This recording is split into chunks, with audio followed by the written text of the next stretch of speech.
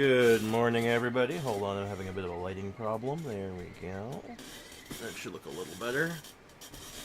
I am hanging in there. Not quite at 100%. I decided to, despite my better judgment, opt to be like, oh, I'm going to have some leftovers for breakfast because I'm in a bit of a hurry. And my stomach is like, you shouldn't have done that. And I'm like, well, you know, oops, my bad. Anyway, who do I see in the chat so far? Let's give some greetings.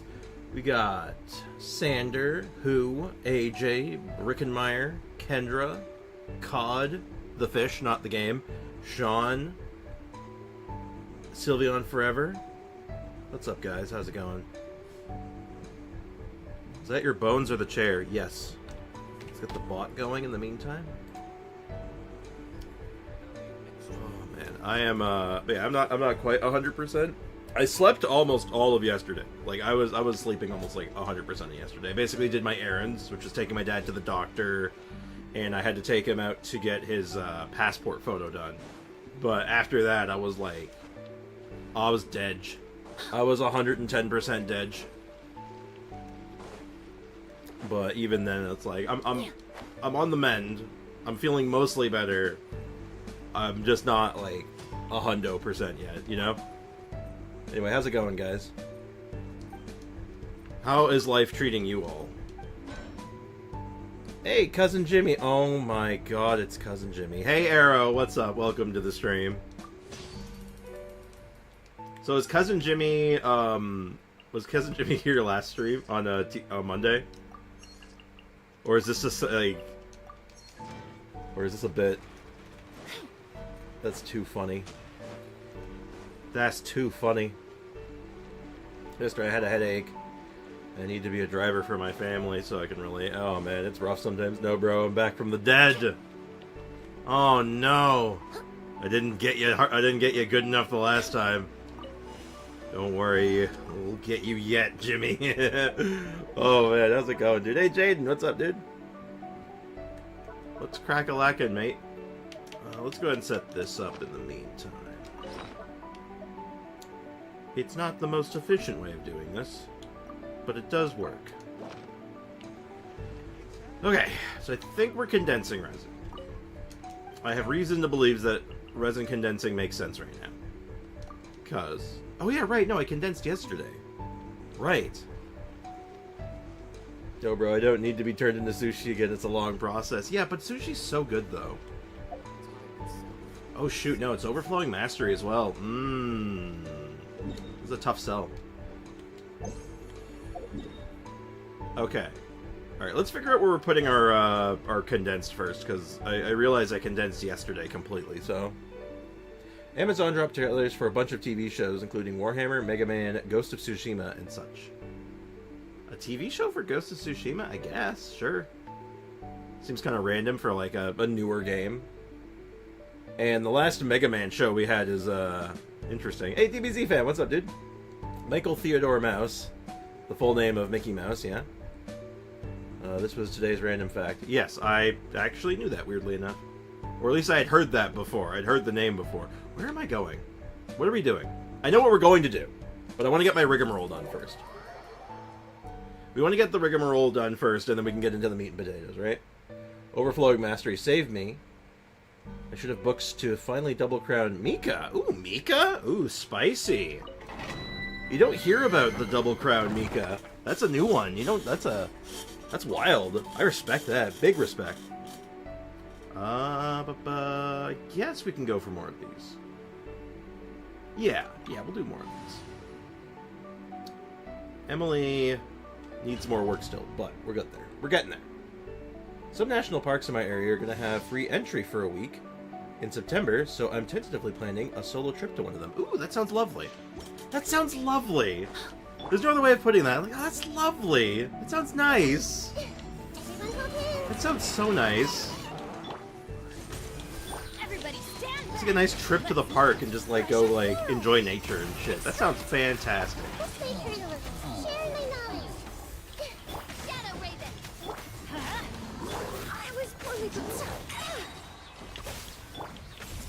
Okay, go ahead and get burninating. I feel like this team is not the best team for what I'm doing here, but you know what? It's probably fine. Because, like, we just burninate them and just... they're just cooking. By royal decree. Oh yeah, I also want to take this chance to do a comparison, actually. Because, I think after we're done with just the basic rigmarole running around stuff, I want to do official test. I just want to compare the... we got 3 of the set we want. I want to do a comparison of the 2 weapons. Because it's not just a comparison of the weapons, right? It's a comparison of the artifacts I have to support the weapons, etc. Funny how I got Nikita's ult on both screens, watching your stream and then doing it in the same domain. That's wild. That's really funny, actually. You just pause for a second, then you're like, wait, hold on. I'm like, wait, hold on. What screen am I on? Hydro damage. Ooh, so close. Not horrendous, but not great. I think we're at the stage where we can be picky. Ew, that's gross. Oh, man. If that had, like, 1 good stat on it, like, 1 more good stat, if that had, like, instead of defense, if that had HP, if that had, like, attack percent, or a crit stat, oh, I can't have attack percent, obviously, but if it had, like, a crit stat, or even EM, I might even consider a piece like that. Damn. That's disappointing. This game seems awesome. It is awesome, for the most part. Has its downsides, but overall, this game is very good. And very enjoyable. I think we're at a point where I can generally recommend it. Like, I'm at a point where, like, for a long time I'd be all like, no, I can't recommend it. But I think we're at a point now where it's like, you know what? I can recommend it.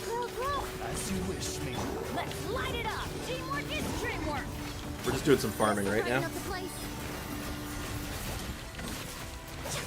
This will be my first solo trip. I've never been to any of the participating parks either. Ooh, nerve-wracking. Oh, I can relate with that. I 100% relate with that. Just, but what I feel like it's one of those things, though, from my experience of doing stuff like that, is that it's really nerve-wracking at first, but once you're into, like, the flow of it, it's usually, like, it's totally fine. And then on top of that, you also have a lot of wiggle room in a lot of those cases where you can just leave, right? Like, that's, like, the thing that helps me out, is just having that knowledge and be like, I can just leave.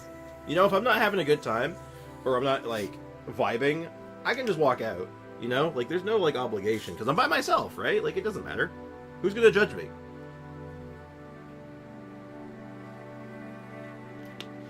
Especially in this case, the park's gonna be free, right? So you're not even losing any money on it. I'm glad the game is finally coming to Xbox, so more people can... Wait, really? It is? I did not. I didn't know that. I didn't know it was coming to Xbox. That's interesting. That's almost okay. That's actually good. Okay, we actually got, like, something that's actually decent. Alright. Alright, it's been, like a week solid of just this domain, and we finally got a piece that could be good. I'm rolling it right now. I'm not waiting. So... It's an... Yeah, okay, there's no way. Okay. Straight up. There is no way that this doesn't end up being better than this, right? Yeah, they announced it at Gamescom last night. Oh! That explains why I wouldn't have heard about it. I was sleeping last night. 20th of November, but unfortunately only for the Series consoles. Oh, like the Series X and whatnot. That makes sense. I couldn't imagine anything like the PS4, for example, can barely run it right now. So going anything older than like a Series X or whatever is probably a fever dream. RNG is gonna end your career. Shut up, Bricken. Shut up, Brickenmeyer. I know where you live. Switch users are in shambles. When aren't they, man? Have you seen their latest... Do you see the last Pokemon game they got, man? Actually, I don't know if Legend Z is out yet, so I can't actually comment on that. Uh-oh. Okay. Before I start rolling this, I'm going to finish this thought. Like, you see Pokemon Scarlet and Violet, man? In shambles. Good game. Runs like a potato.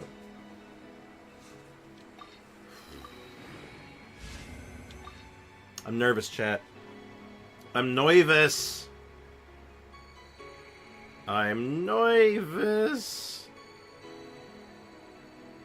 What should I buy? A PlayStation 5 or an Xbox Series? I mean, I'm a PlayStation guy. I've always been a PlayStation guy, so I typically recommend the PlayStation.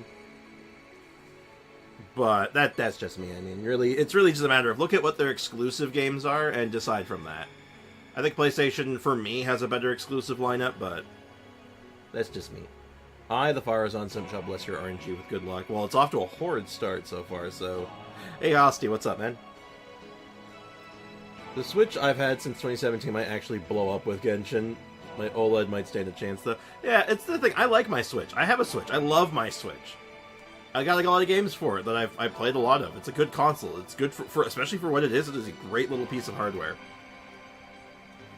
But there are some things that just are not meant to run on it. Unfortunately, it turns out that Pokemon was one of those things, but we don't talk about it.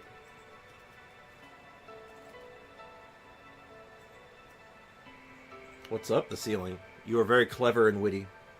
I had a goblet that had crit rate and crit damage, but the main stat was EM. That's not bad, though. EM goblets have use, right? Like, I would roll that, Jaden. I would actually keep that EM goblet because, like, regardless of the set, there are a lot of characters that really like an EM goblet, and having a couple of extra crit stats is not gonna go to waste. Okay, I've stalled enough. Let's do it. Uh-oh. I can take it to 12. No consumable. Am I out of artifacts? Oh shit, I'm out of artifacts. Oh no. We have some fodder pieces still, which should be fine. I should have a couple of fodder pieces. Not a lot of fodder pieces, but you got enough to get it to 12 at least. Is it worth keeping? Okay. It low rolled it, but it's something. Alright, we'll come back to it. We'll do a couple more runs.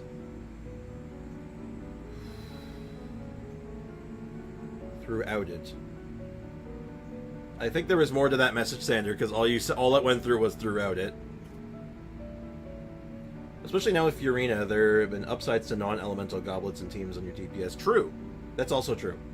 That's not that. Not even including that. I was just thinking, like, just some of the characters. Like, Nahida is a great example of a character that really likes the EM goblet and actually probably wouldn't mind the crit stats. Like, she kind of likes both. Long story short, I put it in the boxes. Oh, that's too bad. I would have kept that. I would have really kept that. That's especially depending on the set, of course. Like, the set could have made a somewhat of a difference, I suppose. But that is a really good. That could have been a really good piece. Throughout it to pin. I meant. We're having a moment of Sanderese. I'm not sure what he's saying, unfortunately. Does anyone have a translation? Man, Emily's good. Man, she's really good. She's a good pickup, man. Like, what's the consensus on her? What are people saying about her? Because I know people, like, she landed in that, like, you know, awful spot where, like, no matter how good she was always going to be forgotten and overlooked, so... Oh wait, don't dendro-based reactions not work with crit? Like, can't crit when you spread? Yes and no. Some of them can't. I think spread and aggravate can, actually. Because spread and aggravate are like a modifier, no? So if they're the modifier ones should be able to crit. If the maybe not the initial application can't, but the bonus damage certainly can. And on top of that, Nahida's damage, scaling off of EM because her actual modifiers are EM-based, also end up doing a lot of damage. And, oh, you're not the set I'm looking for, but that's pretty good. I'm not rolling that one right away, but that's not bad. Okay. Okay. As per usual, Arlecchino gets to eat well as always, because, of course... Well, yeah, C2 Nahida can crit, but those are set, right? Like, those don't, you can't modify those. Like, they even say, like like the crit hit and crit rate chance are fixed, so you can't like change them. But back to that for a second, actually, like her primary damage dealer does scale heavily with EM, like really really well with EM, so it makes a lot of sense. And some other EM characters, say like Alhaitham, Sino, they all could, like, you can justify pieces like that on them in a lot of cases.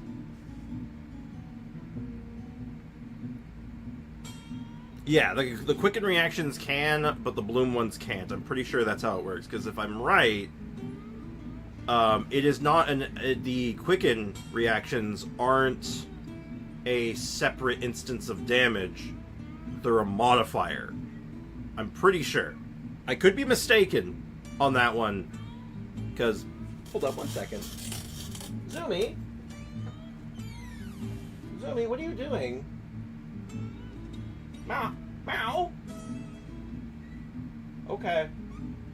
She's just screaming in the bathroom. Just meowing. Okay, sorry about that. Come back with the... No, you know what? She's probably like this right now. Hold on. Let me check out Subsander. Zoomy. Yeah, so here's... I found her this morning. Like, well, she woke me up this morning, because she always does that. But, like, after, you know, getting the cats their breakfast and, like, you know, playing with her a little bit in the morning, she, I found her in the bathroom. Just staring at the ceiling. She was staring at a spider. Oh, there she is.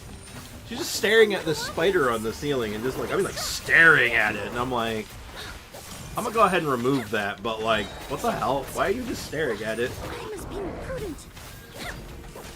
Like, why you gotta do that? Like, why are you doing that?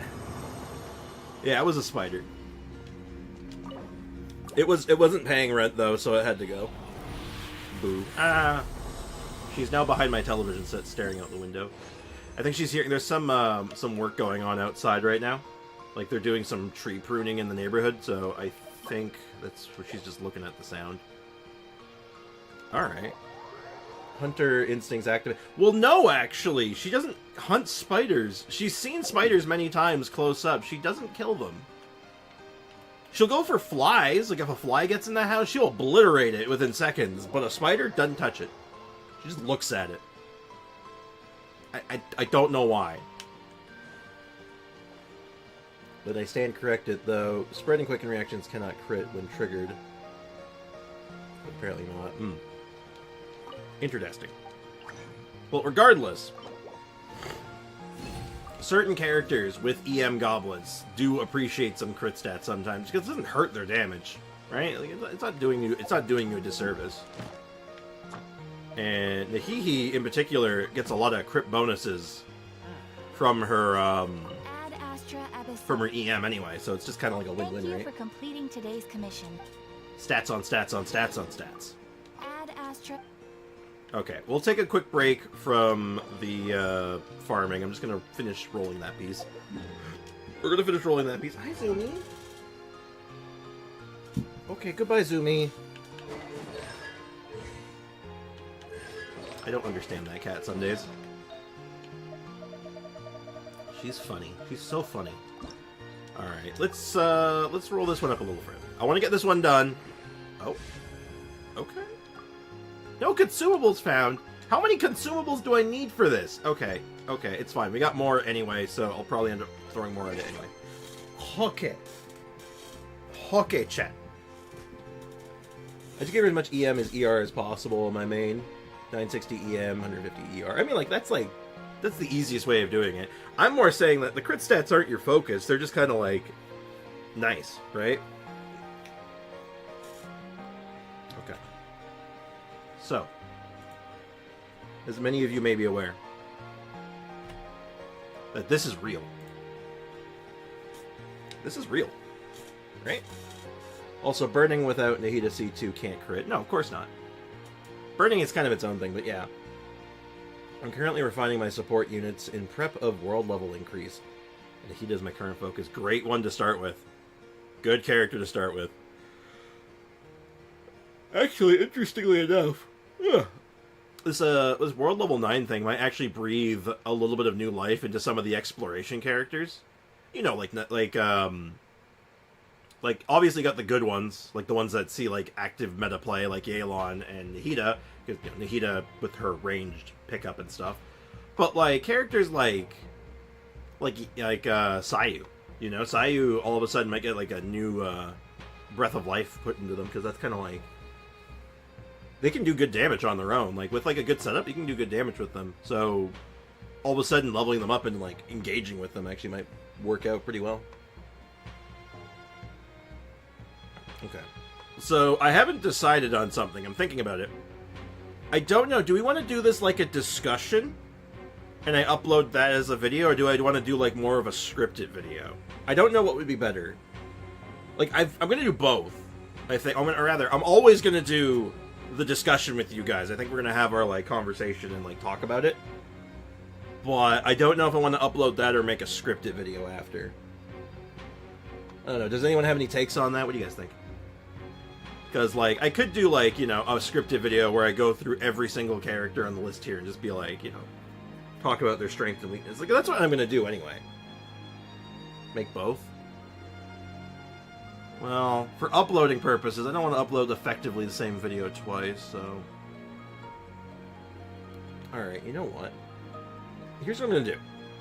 I'm going to do my little intro. I'm going to do, like, a YouTube intro. And then, like, a video intro. And then we're just going to go. And then I'll use this either as, like, the video itself, filler for the video, or have it just be my notes for a future script. Then I can kind of decide later.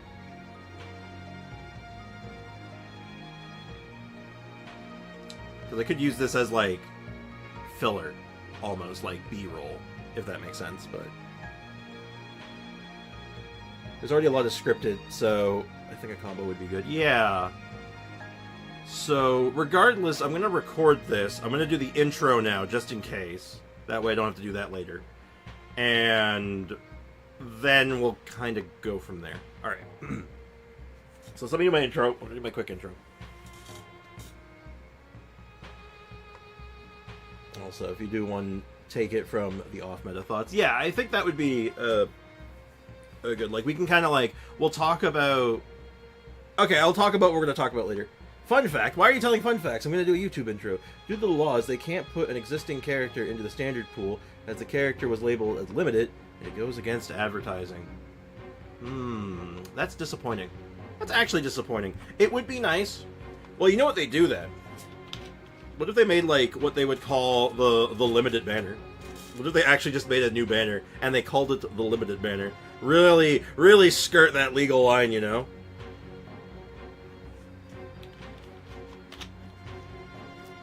It's standard banner too, Electric Boogaloo. Let me ask you a question. Can you believe this is real? I'm serious. For 4 years now, this has been speculated for pretty much every single anniversary. And it's been, well, to put it elegantly, bullshit every single time. But this time it's not. It's real.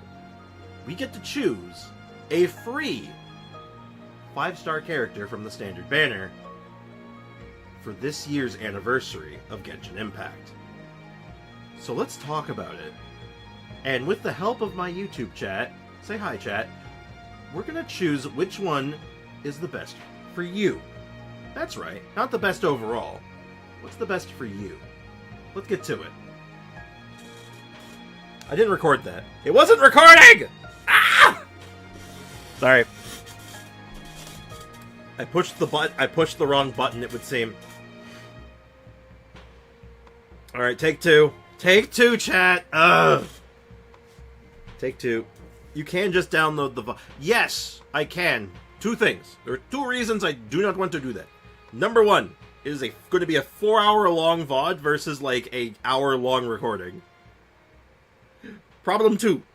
I'm limited on how much, like, how good the download can look. Like, I don't think you can download in, I don't know if you can download in HD.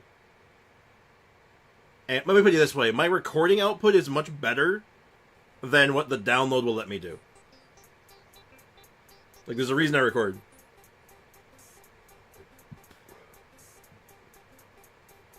Look, alright, Osti, come talk to me when you have an hour and a half long video that's 136 gigs, okay? Alright, listen. I output in good quality, okay? I output in really good quality. I spent 4 years in film school. I'm gonna use it, damn it. God damn it. Yeah, no, I do 60 FPS and 1080 minimum. Minimum. Alright, here we go. Round 2. Take 2. Let me ask you a question. Can you believe this is real? No, seriously. The free 5-star standard banner selector has been theorized and leaked 100 times over within the 4 years that Genshin Impact has existed. And every time, well, it's been bullshit. But this time it's not. It's real. So, we're going to work together with my YouTube chat, and we're going to pick out the best 5-star for you. Let's get to it. I think that was better anyway. That was good. I think that was cleaner. I like that one a little better anyway. I can't believe Hoyo killed the Genshin Could Never meme. I know, right? No one will ever know. It's true. Also, Sprix, as a disclaimer, you don't want to swear in the intros. The video will perform worse. Really? Why?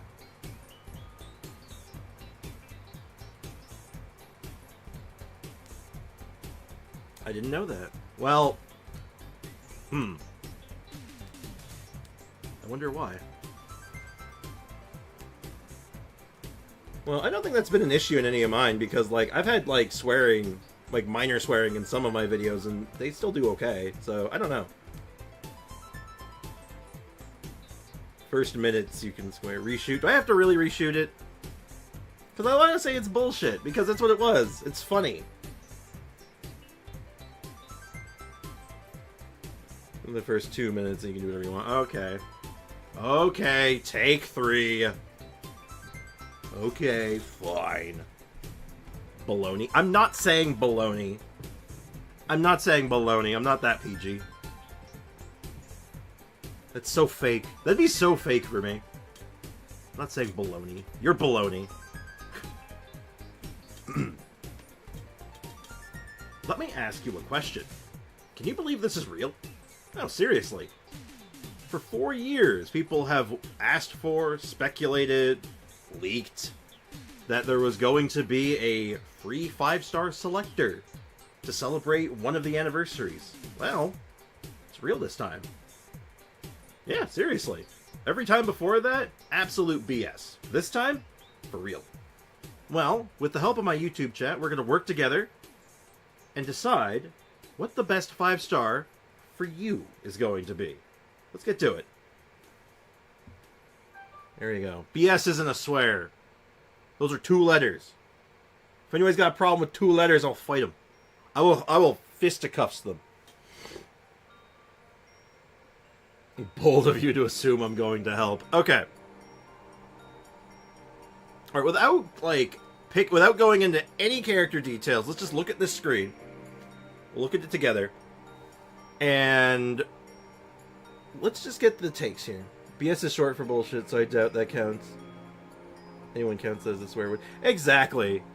People say BS all the time. In fact, actually, hold on. There's like a BS can stand for something else too. Like oh god, something satellite. It's something satellite. I can't remember. Anyway, whatever. Chi-Chi is front and center. She must be the best. Yeah, obviously. Now, I don't know if this was, like, intentional, but the fact that they put Chi-Chi right in the middle had to be... Someone had to have done that on purpose, right? Like, that had to have been on purpose.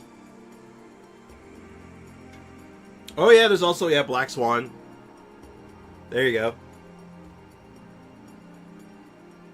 Babysitter, yeah, there you go. There's all kinds of ones. I'll probably get Nari. I don't have... Yeah, no, Nari's really good. No Geo. It's crap. Skip it. Hilarious. I love it. But yeah, what are you guys thinking, though? Without, like, any thought into it, without any of this discussion first, like... I see a couple people... Yeah, so I've seen, like, Nari. Skip it. But, like, does anyone have any, like, thoughts on it? Like, just baseline? Like, which one do they think, like, oh, yeah, you gotta get this one? Or I'm gonna get this one?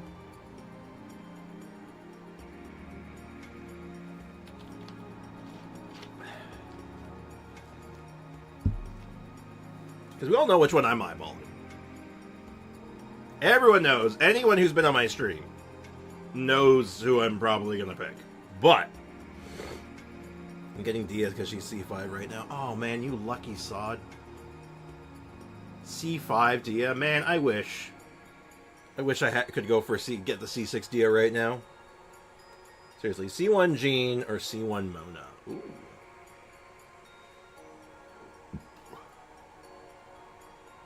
Those are both good choices. Mona, Jean, both solid characters, and their early constellations are really good. Because I think it's Mona C1 that gives her a bunch of reaction bonuses, which is really nice. And Jean gets that, like, pulling power on her skill, which is good. Fire Batman gets my vote. Beginner friendly, fun to yeet out birds. True, true. Okay, I got an idea. You can talk about each one of them and basically review each character and give a guide. Asti, are you telling me what to do? I already have a plan. Guy, I will throw you. I will suplex you, my dude. Trust me, I have a plan. I have no idea, so C1 Tainari. True. Can you confirm that the freeze duration on Mona C1 does not work? We can try to confirm that. It was just a suggestion. I know what I'm doing, though. Don't worry, man. Don't worry. I got this. I got this. I got this, Asti. Don't worry. It's gonna be okay. I'm just messing with you, though. Don't worry. You're good, dude. Shame Mona C1 freeze is still bugged. Is it still bugged? This is Asti abuse. Asti abuse, a.k.a. osteoporosis. Freeze still doesn't work. Why? Actually, oh my god, I think I might know why. Oh my god, there's a non-0% chance I might actually know why. So, Mona snapshots, I'm pretty sure. I think the fact that she snapshots might be breaking it. Unironically, that could be it. I could be wrong, but that might actually be it. Because weird interactions there start happening. But I'm not a programmer, so I don't know. Alright. So, our choices. D-Luke, the beginner-friendly Pyro Claymore-wielding maniac. Tainari, the witty bow-wielding Dendro monster. Jean, the Yeet Machine Animo Girl. Chi-Chi, the killer of 50/50s and healer extraordinaire. Monede, the one-shot enabler. Kaching, the one with the weird mains.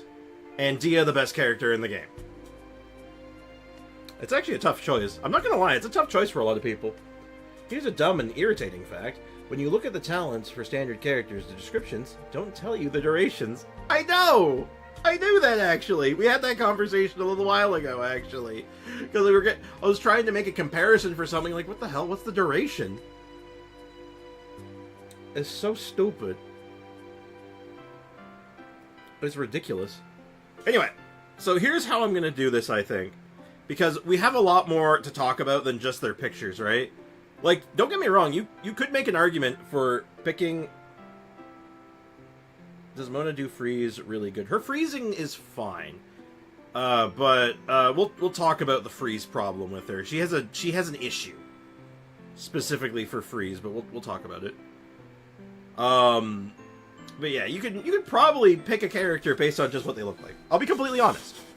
There is a legitimate argument to be made about being all like, aw, Jean's pretty. I want Jean. And you could do that, and it would be totally viable and reasonable. And I'd give you no guff for it. Kokomi killed Mona and Freeze. Well, sort of. She sort of did. But Kokomi's better at it and, like, more consistent, but Monene had that damage buff, which was really nice. And, you know, her actual, like, individual damage is really, really high, potentially. So, like, there's reasons to do it. But that's a different conversation. We'll get there when we get there, though. So, here's what I'm going to do. I'm going to reconnect my controller, first and foremost. Excuse me.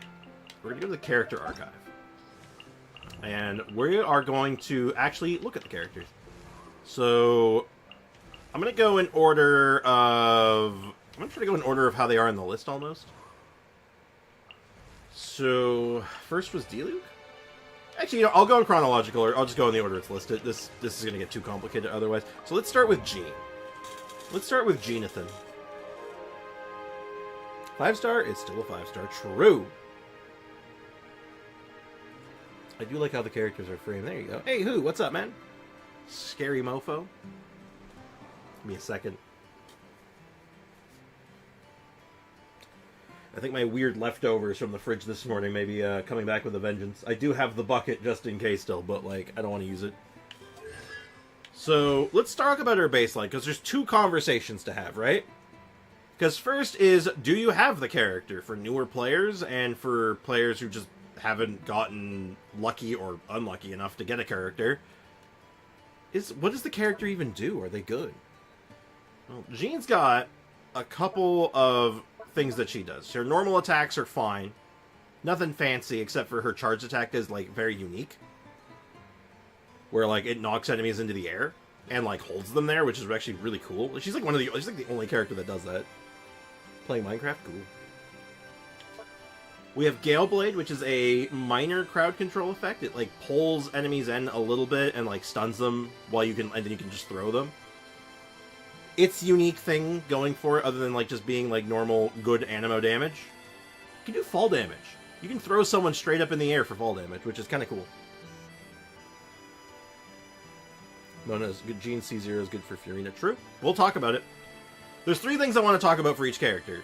I want to talk about their skills, like their basic kit for, like, a new player.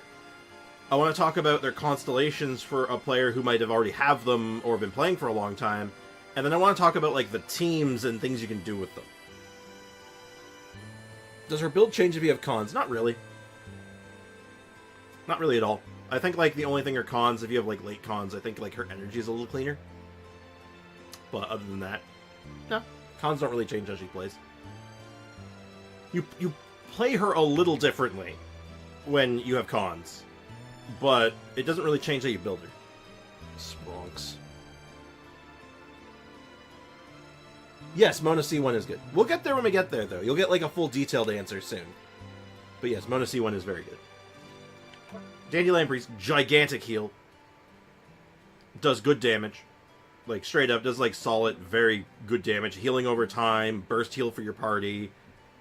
80 energy cost is kind of high, but, like, I find getting her energy up is pretty easy. Like, her skill actually just generates a good chunk of energy, and then, like, you just stack ER on her, and it's good. So she's a very good healer. Now, the cool thing that she has going for her is that she can be an on-field healer, too. Because every other attack, effectively, so 50% chance on every normal attack, that you will do a heal to the whole party based on Jean's attack. And this is just a passive. You just have this all the time. And it's actually really good. Like, 15% of your attack stat isn't, like, gargantuan, but when you are stacking primarily attack on her, that can get pretty hardy. Like, that's a pretty hardy heal that is free, effectively. Like, it's always up. And this is funny, too. Like, it's basically, her burst has 20% less energy cost, effectively, which is nice. See, she's just an all-rounder, very good character. So, like, for a newbie, going for, like, just, like, a character, like, a first character, she's a really good start. Because she does a lot of things. And we'll talk about the builds and, like, what you can do with her afterwards. But, like, this is, like, she's super strong. For those who are maybe a long-time player, or God forbid, a returning player, and you already have a constellation or two, or you already have her in general. We have some constellations. So her C1 makes it so you have a better pull on her skill, as well as increasing its damage, which just makes the skill even more powerful. And the skill is already good, so this is just nice. Looks like I'll choose Mona. Hey, there you go. By the way, I'm pulling for Kazuha. Good choice. He's very good. Can't go wrong with Kazoo. People's Ages. This is the one. This is the one that definitely changes her playstyle a little bit, because it says whenever Jean picks up an elemental particle, your whole party gets movement and attack speed. So you want to make sure that you keep her on field long enough after using your skill to get the buff active.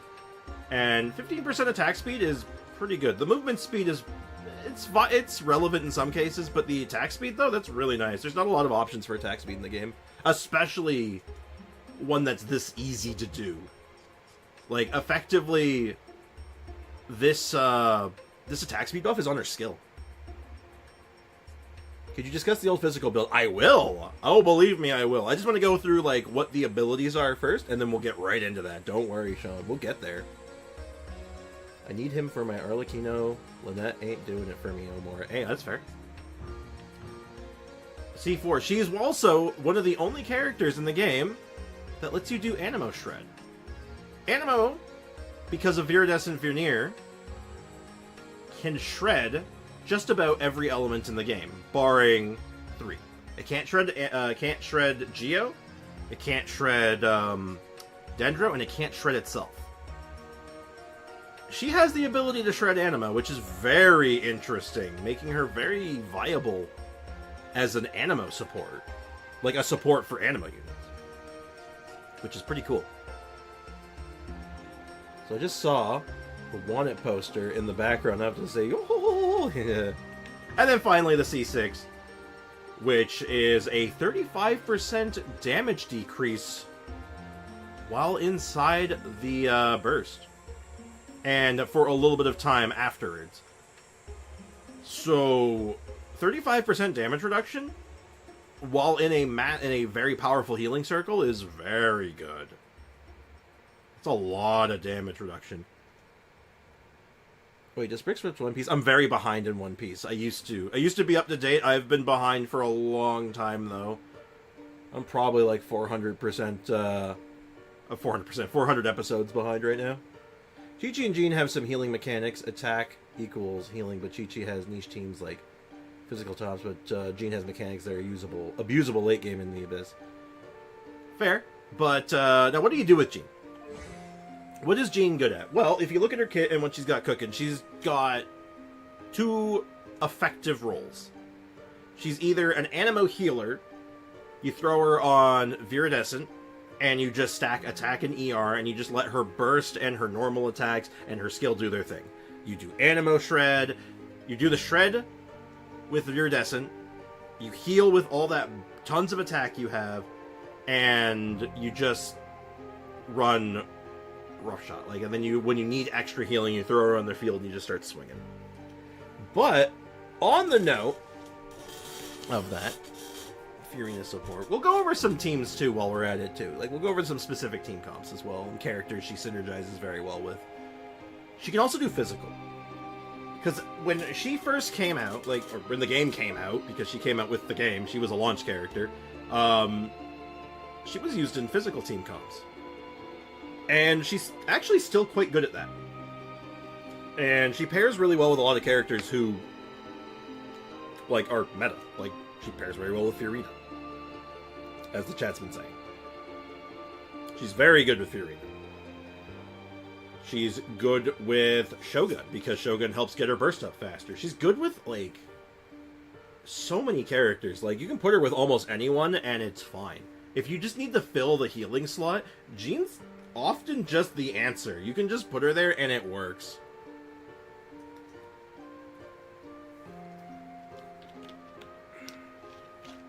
I'm loving the mysterious music. Me too.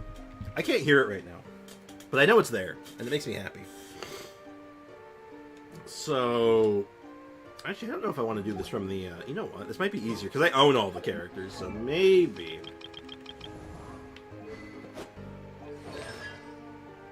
Man, this doesn't really help that much, but yeah, like, you pair her with, like, Fiorina, and you do some Dendro stuff, and use her as a driver, she's really good. Sander, in the chat, recommended just doing, like, double Hydro with her and Raiden as well, as, like, supports, and it's really good. You can throw her in pretty much any element-based team, like any Pyro team, any Hydro team, Cryo team.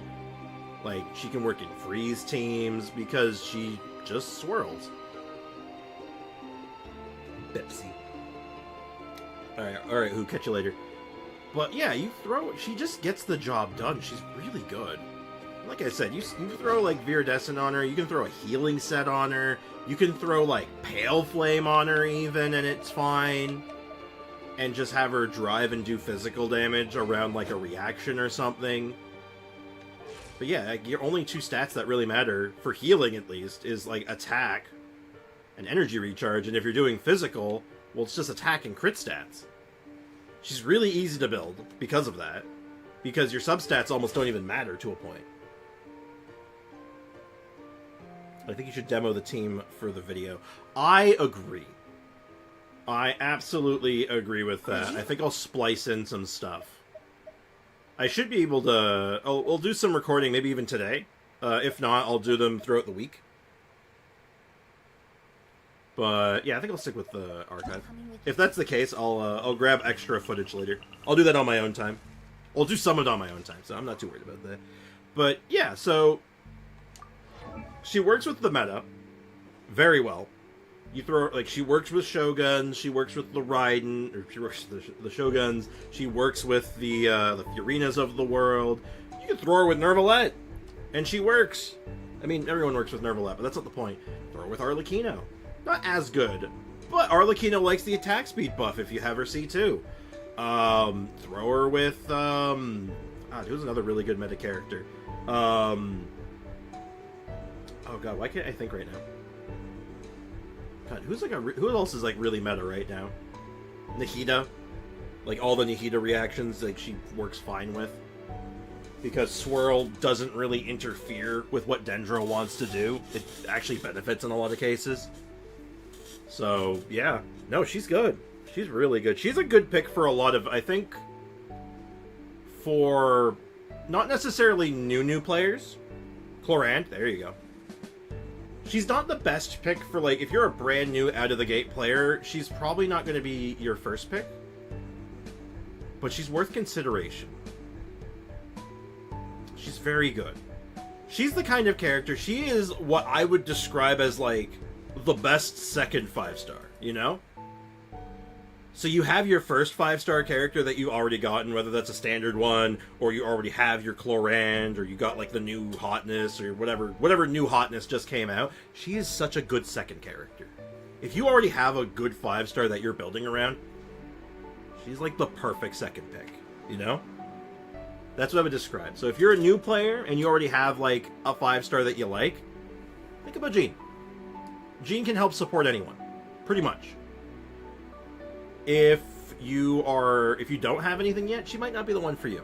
For, like, old-time players, depending on what constellation you're going for, C2 is a really big breakpoint for her.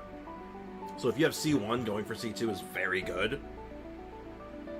If you have C3, C4, very good if you like the Animo stuff. Like, if you like Wanderer, if you like Farazan shenanigans, if you like just Animo DPS characters. I mean, put her with like, even just a Hazo, it's really good. And then finally, the C6 is good, but if you're at this point, it might be a little overkill. It's not as good and, like, as important as the other ones, but a 35% damage reduction, if you're, like, in the end game, you have good builds, good characters, but you struggle a little bit with staying alive, and you're like the enemies are harshing on your mellow. This is a good pickup sometimes. Like, it can make the game a lot more comfy. And with World Level 9 right around the corner, this might be a good time for this. It's a good time to think about it. Anyway, let me catch up on the chat.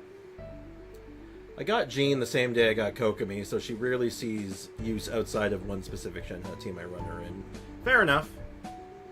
That is actually fair. Though, I do find there's a couple of instances where Jean is the better option, because you look at you got your team comp all put together, and you're like, shit, I don't have a healer, but I want an Animo unit. Oh wait, I have Jean. Hey Caspi, what's up, man? Jean showing up trying to out Queen Kokomi on Sylvian's account. It's rough. It's a rough comparison, but they are they have their own. They are unique enough from one another that like Jean will always have her home that Kokomi cannot fill. Support anyone except my friend that spooked her 15 plus times. Yeah, okay, if you already have her, like, we're not talking about if you have like a C6 of her or C15 of her. That doesn't really count. Now let's talk about. Here's the character that if you're a new player and you don't have any 5-star, this is your guy. Spoilers, this is your guy. You're new to this game and you're still learning and you don't have a 5-star character, or God forbid you have a 5-star character and you just don't like them. Like they're not what you're interested in, this is your guy. Alright. He is de facto the easiest character in the game to play. And I mean that by no hyperbole. And I'll show you why. D-Luke hard eyes. C4 Jean would fit my Wanderer and Zhao, but she falls off compared to the other buffing options at high investment. So I'm going for C2 Tainari. Fair enough. That's a good option. I mean, you could throw her in with all the other ones. Like, you could actually just run mono Animo. You know, her at C4, Farzan, Xian Yun, and Zhao, and just see what happens, and it probably works pretty well. It probably ain't gonna hurt. So D-Luke is a Claymore character. He swings his Claymore, and he does normal damage. But that's not really his thing. Like, he's not a physical character. Until you throw his burst into the conversation, but we'll get there. His skill, you can activate it 3 times. It does pyro damage. Look how much text there is here. Look how much text there is. It's 3 lines. 3 short sentences. Might as well just say, attack, do pyro. Use 3 times. Use quick, or go away. Like, it's so right to the point. It's so easy. I love this. I love this. You push the button 3 times, do damage. Hey, Madeline, welcome to the stream. How's it going? Not like C6R5 Moochie needs a team anyway. No. D-Luke, explaining why he's better than my girl Kaching. Alright, I'm on it. He's got good story. Don't worry, Brick, I got this. Hey, Cod, welcome back. Got D-Luke in my first 10 pull of the game, and going strong with him since. Damn. His burst. Very short paragraph. Just a short paragraph, kind of like... And most of it isn't even explaining what it does. I would say the majority of this is almost flavor text. You could summarize this in 2 sentences.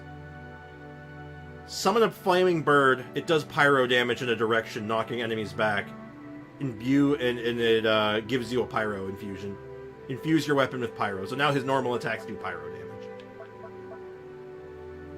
First passive. Charge attack, stamina cost decreased by 50%, duration increased by 3 seconds. This doesn't matter. You never use this. Pyro infusion provided by Dauntless, 4 seconds longer. Plus pyro damage bonus.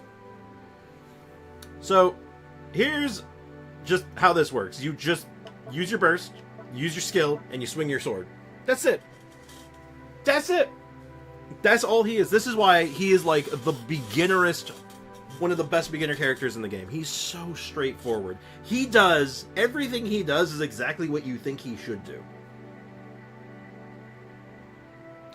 I'm thinking about his teams, which solo him with every Abyss rotation. How much more, bro? But yeah, he is very strong. When the game first came out, he was the premier meta character. He's since fallen off a fair bit. But most people, most, like, longtime players will even say, even now, that, like, you can throw him into the endgame content if you've invested in him, and he'll keep up with the meta. Like, he does a good job. And he has some other niche uses, too. If you don't like doing his standard vape build, which is just basically you put him with Shincho, and an Animo character of your choice, and maybe a healer if you're feeling spicy, most recommend Bennett, and you just hit things. You just hit things, and it works. What have you missed? We finished the conversation on Jean, and we're, like, into the thick of talking about D-Luke. Welcome back, by the way. How was dinner? You can do Burgeon stuff with him. He's recently had a resurgence, actually. If you are a big fan of Cloud Retainer, and you like the plunge stuff, he does a really mean plunge attack build. And Bricken just, like, followed up on that. Yeah, it's, he was given a new home with that plunge build. That plunge build is legit.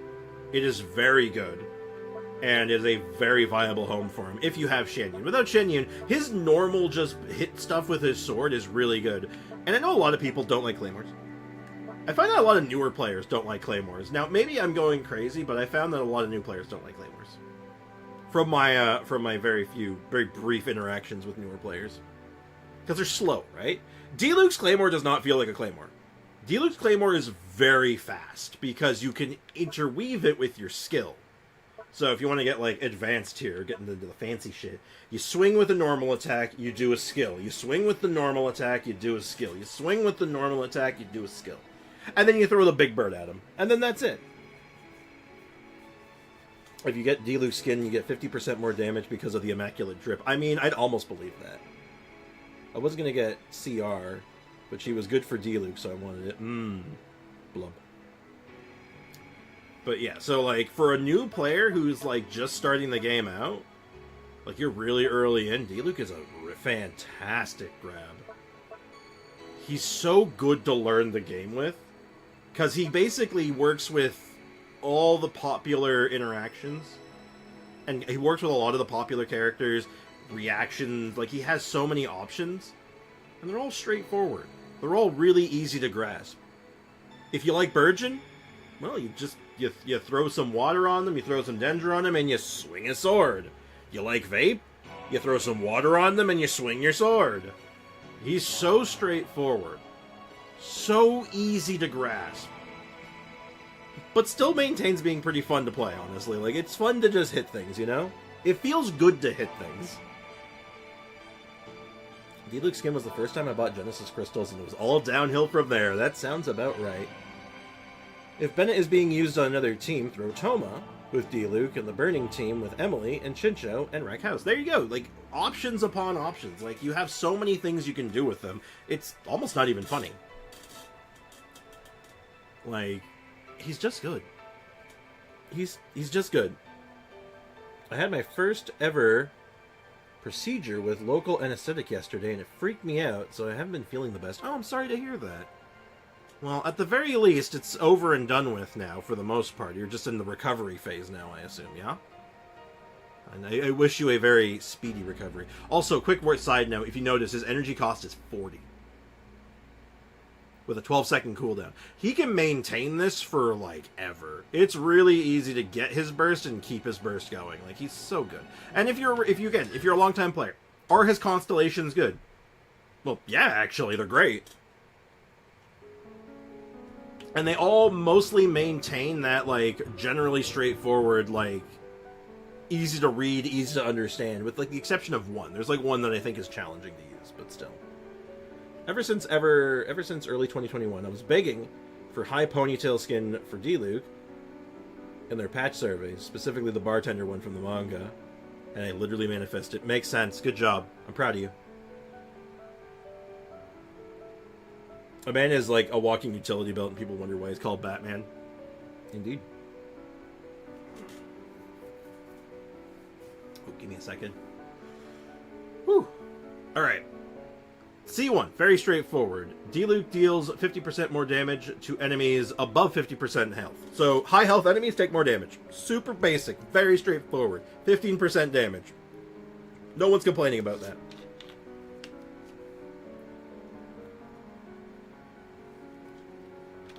D-Luke has a pet turtle. Nice. He also has a pet bird. I think it's his pet. It's a falcon, I believe. This one's interesting. When D-Luke takes damage, his attack is increased by 10%, and his attack speed is increased by 5%, and it can stack. So if you're taking damage, whether it's from burning, and this actually gives a very interesting credence, like an interesting opportunity here, if you're in a burning team and you accidentally set yourself on fire, well, all of a sudden, he's getting bonus damage. It's kind of interesting. It's not like the most, like, it's not the first thing you think about doing, but it's just free damage, which is kind of cute. It's not the most exciting one. So, like, if you have his C1, his C2 isn't that exciting. If I'm being honest. It's cool, but it's whatever. This bird is a singular friend. Same, man, mood. Now, if you have his C3, though, and you're going for his C4, now, the conversation's different. So, if you can maintain a rhythm when you're doing his skills, so basically you wait 2 seconds after each one, the next one in the combo will deal 40% more damage. It's noticeable. If you can get good at doing this, it is a big damage boost. You feel this difference. And it kind of turns him into, like, this, like, really nice rhythm. And I think it usually boils down to skill, normal, normal, skill, normal, normal, skill, normal, normal. And that usually works fine. Would Yunjin speed buff stack? Absolutely it would. Absolutely does.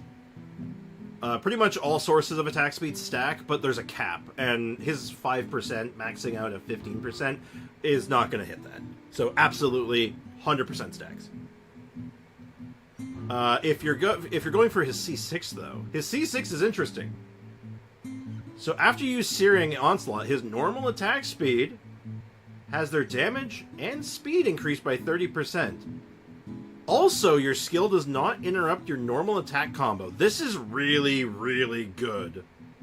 Like, this makes him just like, oh, you just start like flailing like a madman. What about gene cons? We talked about the gene cons. Basically, all of them are pretty good.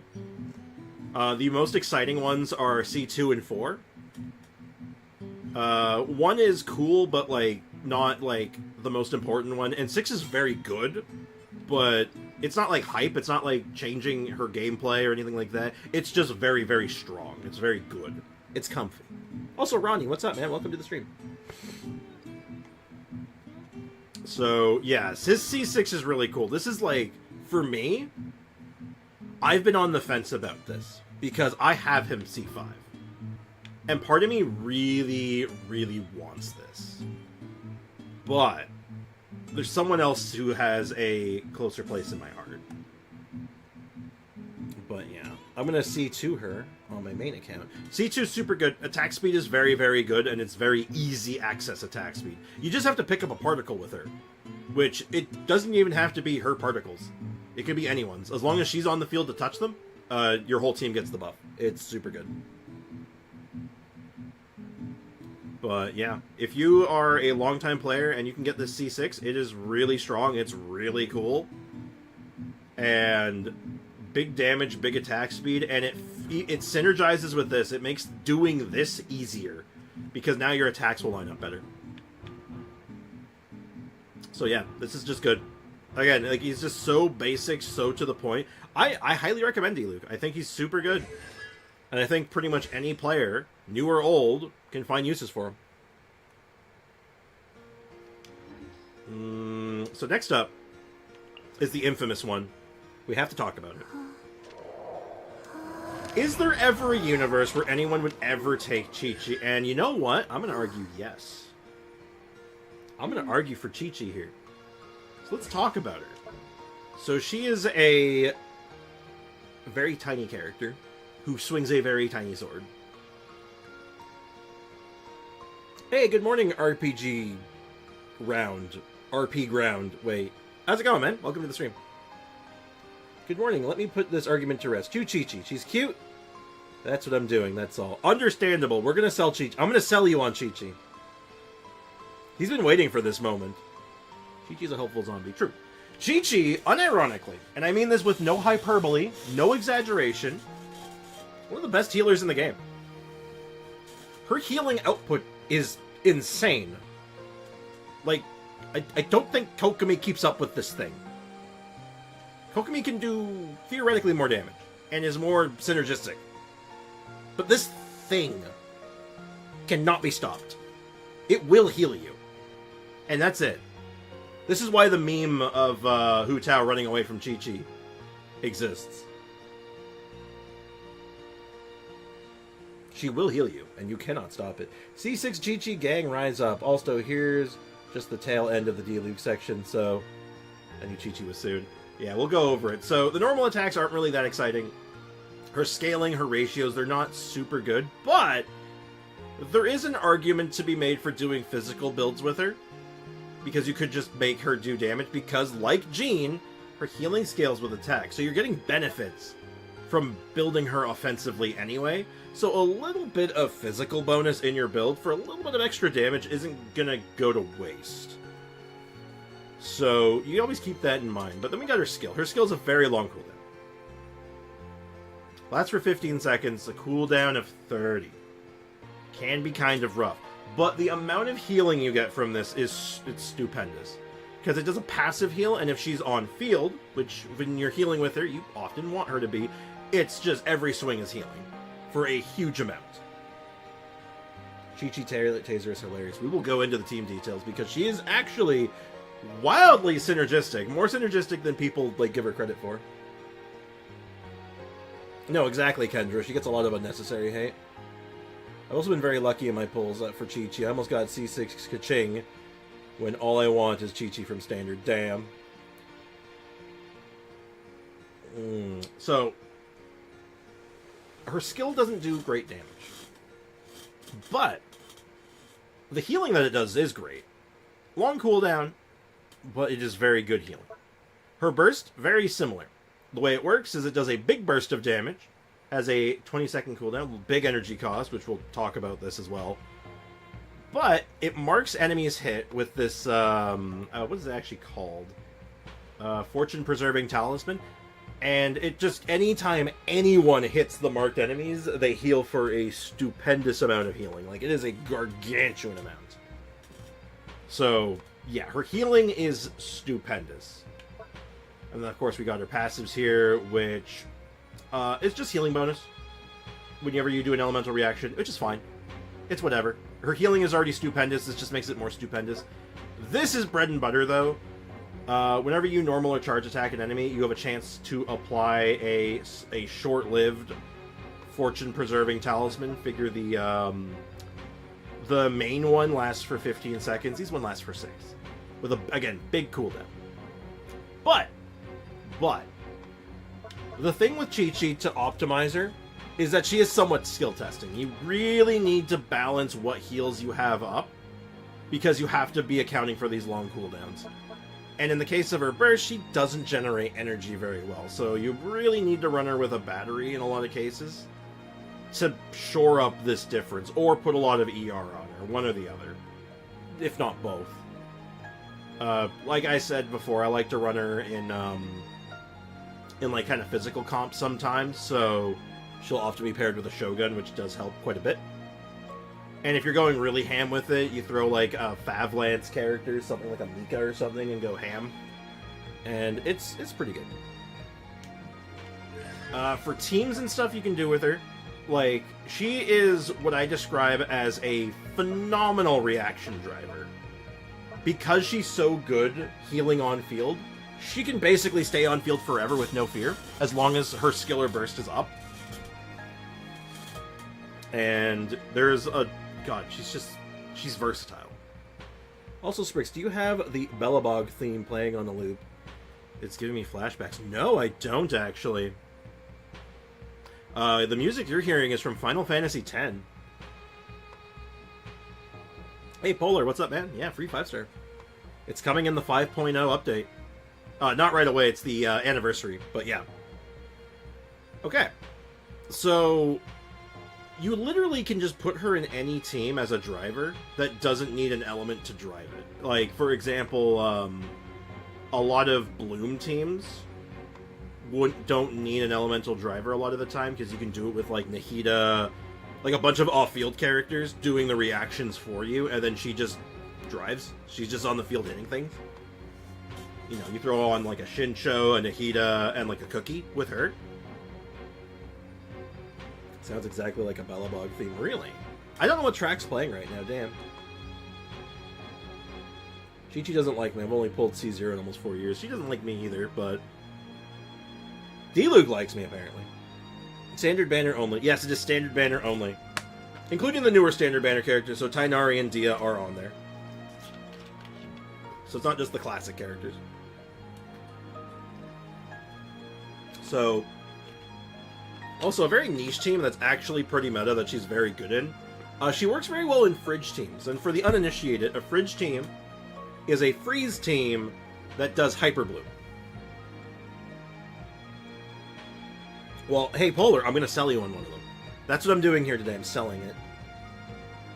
So she is one of, I would argue, one of the best fridge team drivers, because she can freeze, she has okay cryo application, the skill is decent, and because she's constantly healing, you are not in any danger, ever. And specifically if there's like Rift Hounds or any of like the really damaging and really punishing enemy types, she's really nice to have. That's a side note, though. She also synergizes very well with Furina, in the same way that Jean does, because Furina's cooking you, she will effectively uncook you. It's quite good. I want to do DPS Chi-Chi at some time for the memes. I've done it before. I've done a video on it. It's not bad. It's kind of legit, actually. It's pretty good. It's not as bad as you would expect it to be. Fun fact, actually, when the game first came out, the most meta team in the game was basically a Chi-Chi Diluc team. So, remember that. Remember the next time you look down on this little Jambi. I was just going to get someone I don't own. That's fair. There's, like, lots of reasons to pick a character, and that's a totally legit one. But yeah. As for her constellations, I would argue, aren't as interesting as a lot of the other ones. So, like, if you have her C0, you got pretty much everything you need. With, like, a couple of odds and ends here if you want to do some meme stuff. Like, for example, her C1 helps her get her own energy, which is massive. This is really, really important if you want to make her, if you want to seriously run her, because this energy is huge. Otherwise, you have to play around it, which is totally doable. You can totally play around it without much issue, but, like, this frees up some problems. Fox Student Deal. Well, we'll get to them in a little while. This gives her normal and charge attack bonus damage, which is nice. If you want to do that physical bonus damage kind of build that I was talking about earlier, this is kind of bread and butter for you. As long as they have cryo on them, you're doing bonus damage, which is really nice. This is a damage reduction. This is something I find kind of common with, like, the old healers, was that they give damage reduction. I guess, like with Jean and Chi-Chi both having this somewhere in their constellations. Yeah, reducing enemy attack is pretty nice. It's not like, again, it's not huge. This is not like gonna like make or break anything, but like it's cool. This is an often slept on constellation. I like giving Chi-Chi an infusion with Chongyun and she can be a full cryo DPS. I know, it's pretty cool. I actually did a whole video on that, funny enough. I did a whole video on all these weird Chi-Chi teams, including physical, pyro, I did cryo. Like, they're cool. I think that she's really flexible, potentially. These kind of talents, Barbruh has this too. Barbruh has a very similar talent constellation to this. This is slept on. This gives you an oh shit button. And if you're doing the Abyss or content where you can't use items, having an ability to resurrect your whole party is really, really good, you know? Like, you're like, oh shit, I screwed up, I have to restart. Oh, no, I don't have to restart. Like, that's kind of nice, right? Yeah, sure, it's not gonna, like, break the game or, like, you know, make it, like, it's not overpowered or, like, even all that great most of the time, but the times it's good, it's really good. Like, this could save a run. Don't sleep on this. Like, if you are filling out constellations and you're, like, you're really late game and you don't know what you're looking for, this is something to consider. If you don't have Chi-Chi at all, honestly, if you like doing, like, Bloom stuff with Furina, or like or fridge teams, she's a great consideration. Again, similar to Jean, she's a good second character, not a good first character. She's not the character you want to start your game with. She's a character you want to like lean into later. She's good though. I generally recommend her for like some mid-game players. I think mid-game is a good time for her. If you're going for her, you're probably like, you're not end-game, you're not early game, you're in the mid-game. Monene. So Monene used to be very meta. She's since fallen off because there's just been better options to do her job. But she is still the best at one thing in particular. She is the best at doing one-shots. You want to one-shot something? She's your girl.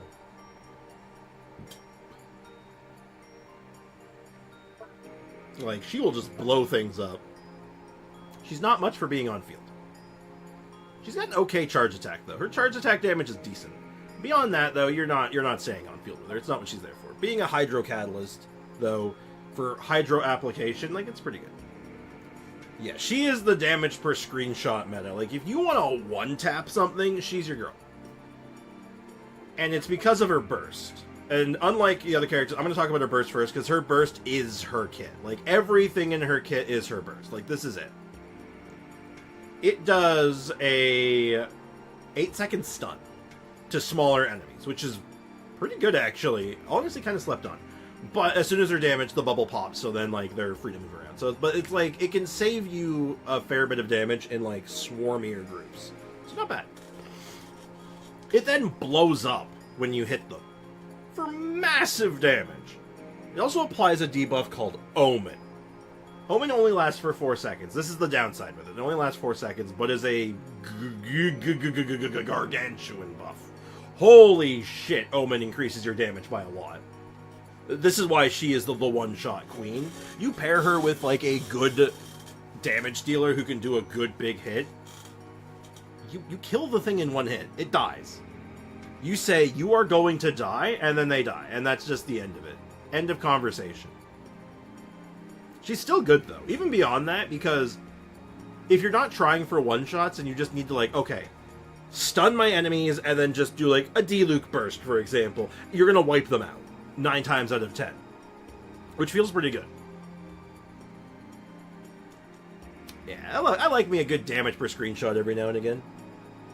I picture a nuke going off in the distance and Mona slowly walking onto the scene pretty much. Hey, later to animes. I butchered that. Welcome to the stream. How's it going, man? Mona was a good character for me during my first year of the game, but nowadays I don't even look at mine. It's kind of unfortunate. If you're a late game player, Mona's probably not going to be your grab. With few exceptions. We'll talk about them as we go. But, like, she still has homes. There's still places you can put her where she does do pretty well for herself. Like, you can throw her in Bloom teams. You can throw her in Freeze teams, and she's still pretty good. You can throw her in just as, like, a general filler character, because her buff is neutral, right? You can buff anything with it, which is pretty good. Like, if you really want to do a really stupid Eula burst, I mean, like, she might be able to help you do it. Actually, no, I don't think she can. I don't think it lines up well enough, unfortunately. But still, it's cute. She gives the enemy a button that says, push me and watch me explode, pretty much. Ayaka burst following Mona burst is amazing. Yep. Yeah, it is. Still goes hard in Morgana with Ganyu. Yeah, no, true. Her skill is pretty straightforward. It does a little bit of pulsing damage while then blowing up for a good chunk of damage, but it's also a taunt. It is a taunt that has a duration that is not listed anywhere. I think it's 4 seconds. Could be 6, but I'm pretty sure it's 4. Ayo, welcome to the stream. Hope you're doing well. And it's a good skill. It applies Hydro decently well, and taunts are okay. Taunts is not the best mechanic in the game because they're not guaranteed to work the way you want, but, like, it's okay. Yeah, her duration isn't long enough for the Eula ult, unfortunately. Yeah, that's why I just corrected myself, because I'm like, no, that doesn't work, does it?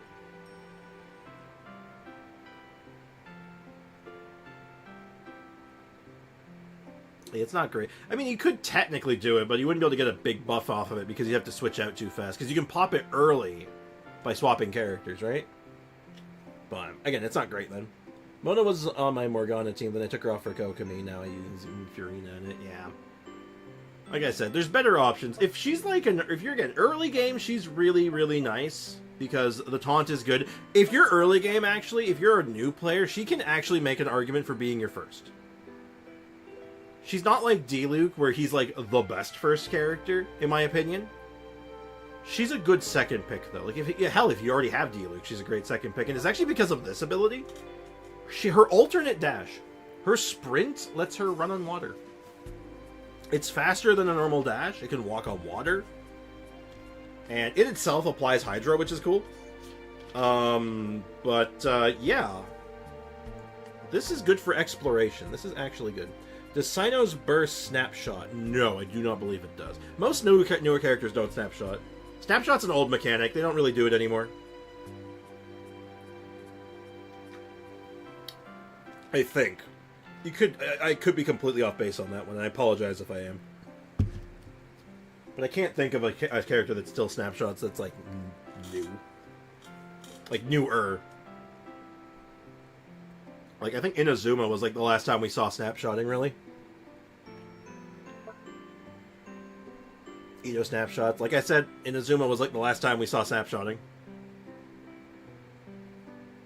Going over her passives, though, real quick. She can get a free taunt, which is cool.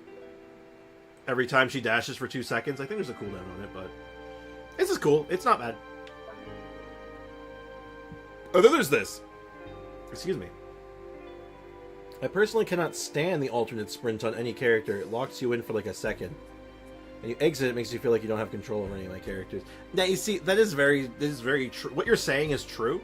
Is, like, objectively true, but I think the opinion... it's still subjective, right? I like the alternate dashes.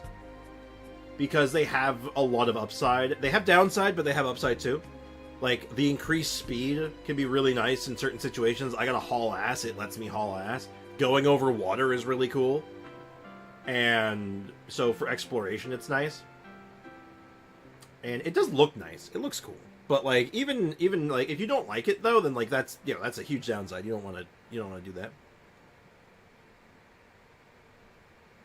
I don't remember who the last snapshot character was. Same. I like Mona C2 for breaking weekly ride and shield fast with nukes. We'll get there. Yeah, its dodging power is pretty good too. Now, here's the cool thing about Mona, and this is something that I think makes her interesting and pretty viable still. Her hydro damage is increased by 20% of her ER. She's an ER character. She gets a nice ER bonus. Or a damage bonus from her ER, which synergizes so well with what you want to do. You want her burst up all the time. So stacking ER is totally in your favor. It also means you probably don't need a Hydro Goblet. Which means you can do the Raiden Shogun thing. Where you do Energy Recharge, Hourglass, Attack Goblet. Which is cool. It's cool that she can do that. And it actually works. Also, you give her Prototype Amber. Yeah, you could do that. That is an option. But yeah, for teams, you can throw her with anyone, honestly. Like, if you want to be, like, meta adjacent, you throw her in a Freeze team. You can throw her in some Bloom teams. And like, even in some Vape teams, she works fine. Like, Vape and, yeah, just Vape.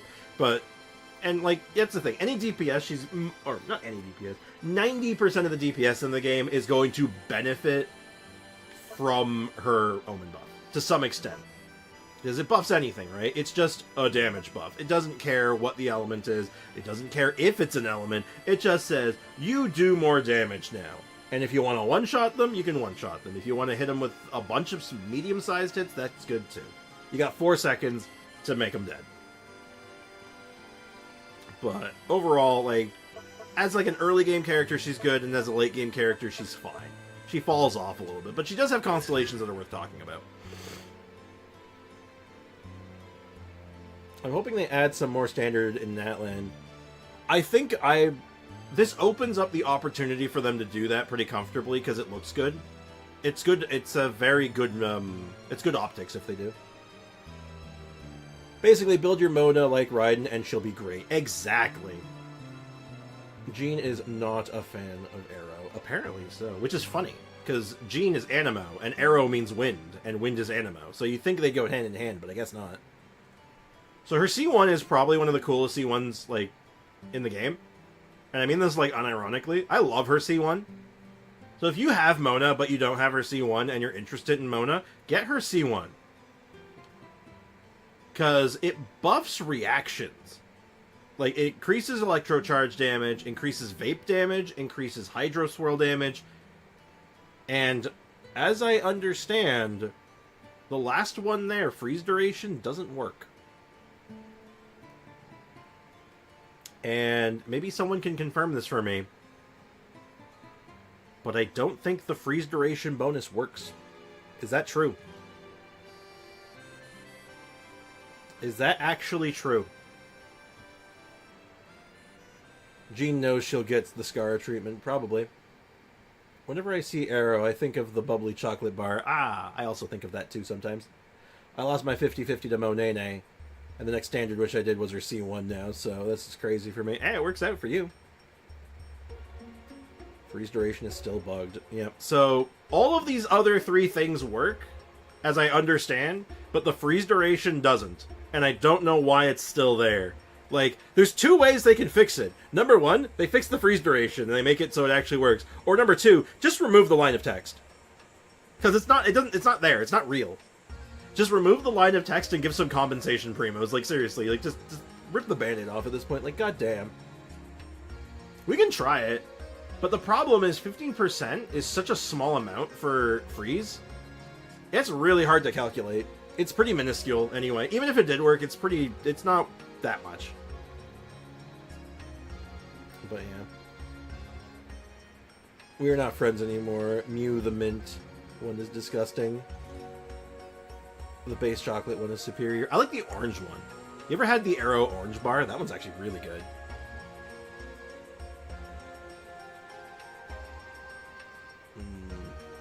Yeah, Hater Soul Mint Arrow Solo's regular. Oh, get out of here. The mint one's fine, but it's not better than the original.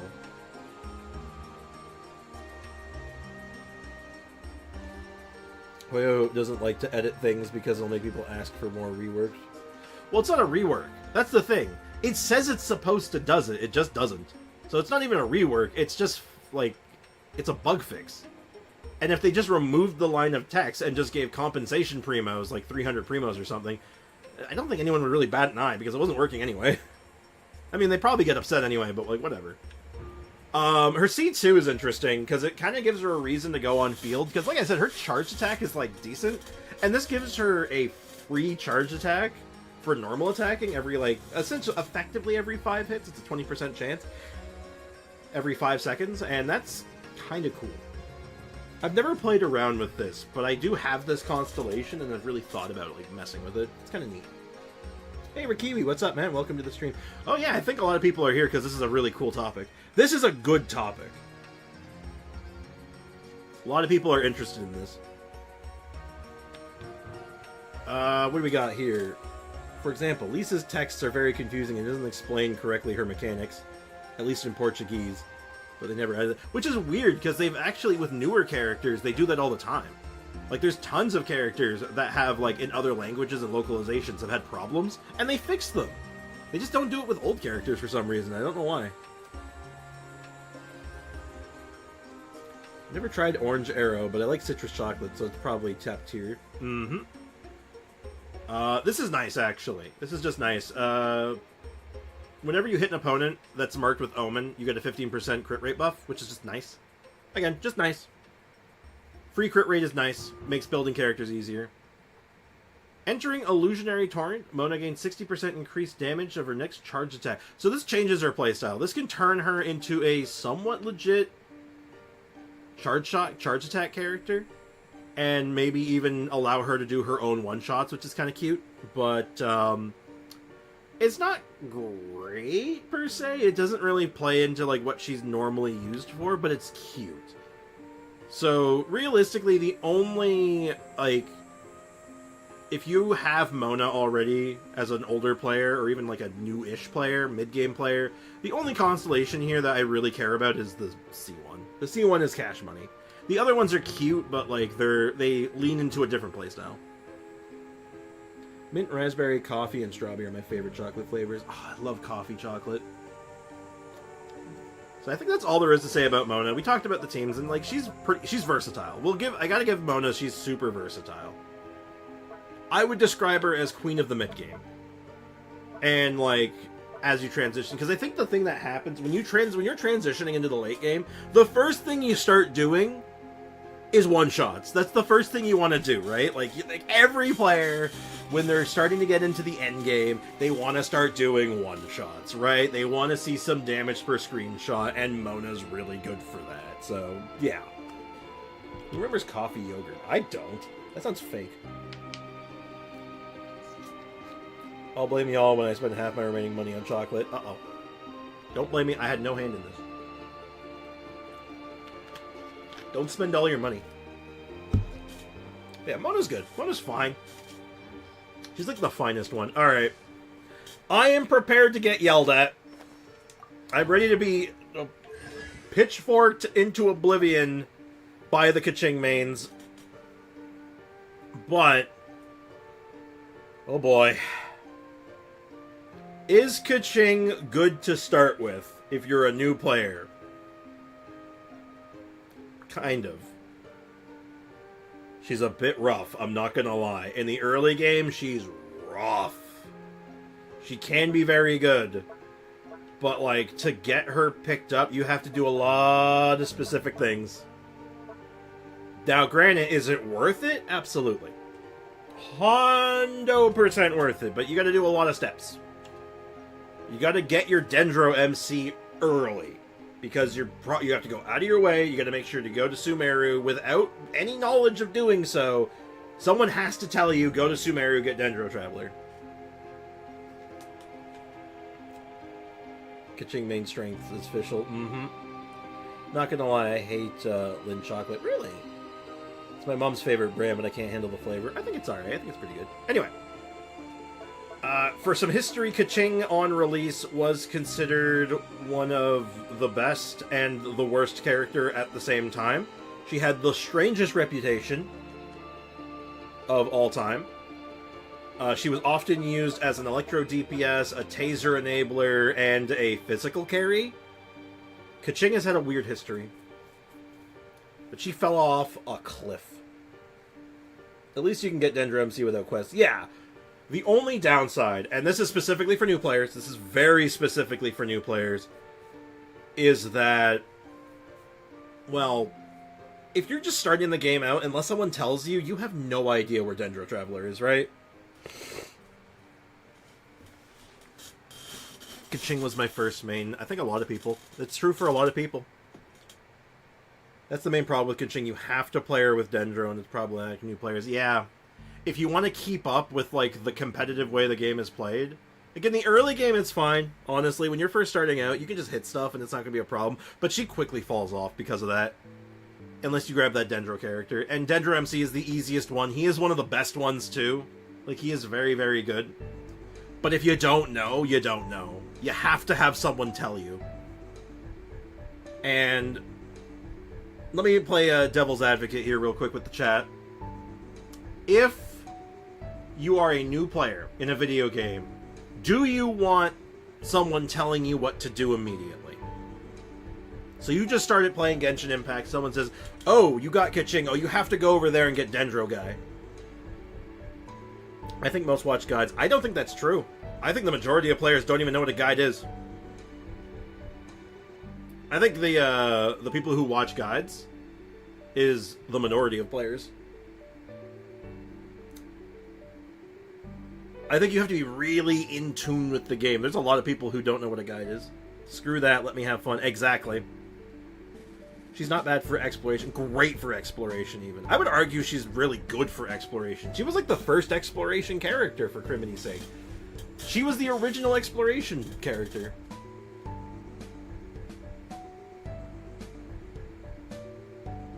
Yeah, like, Dendro MC's like the guy.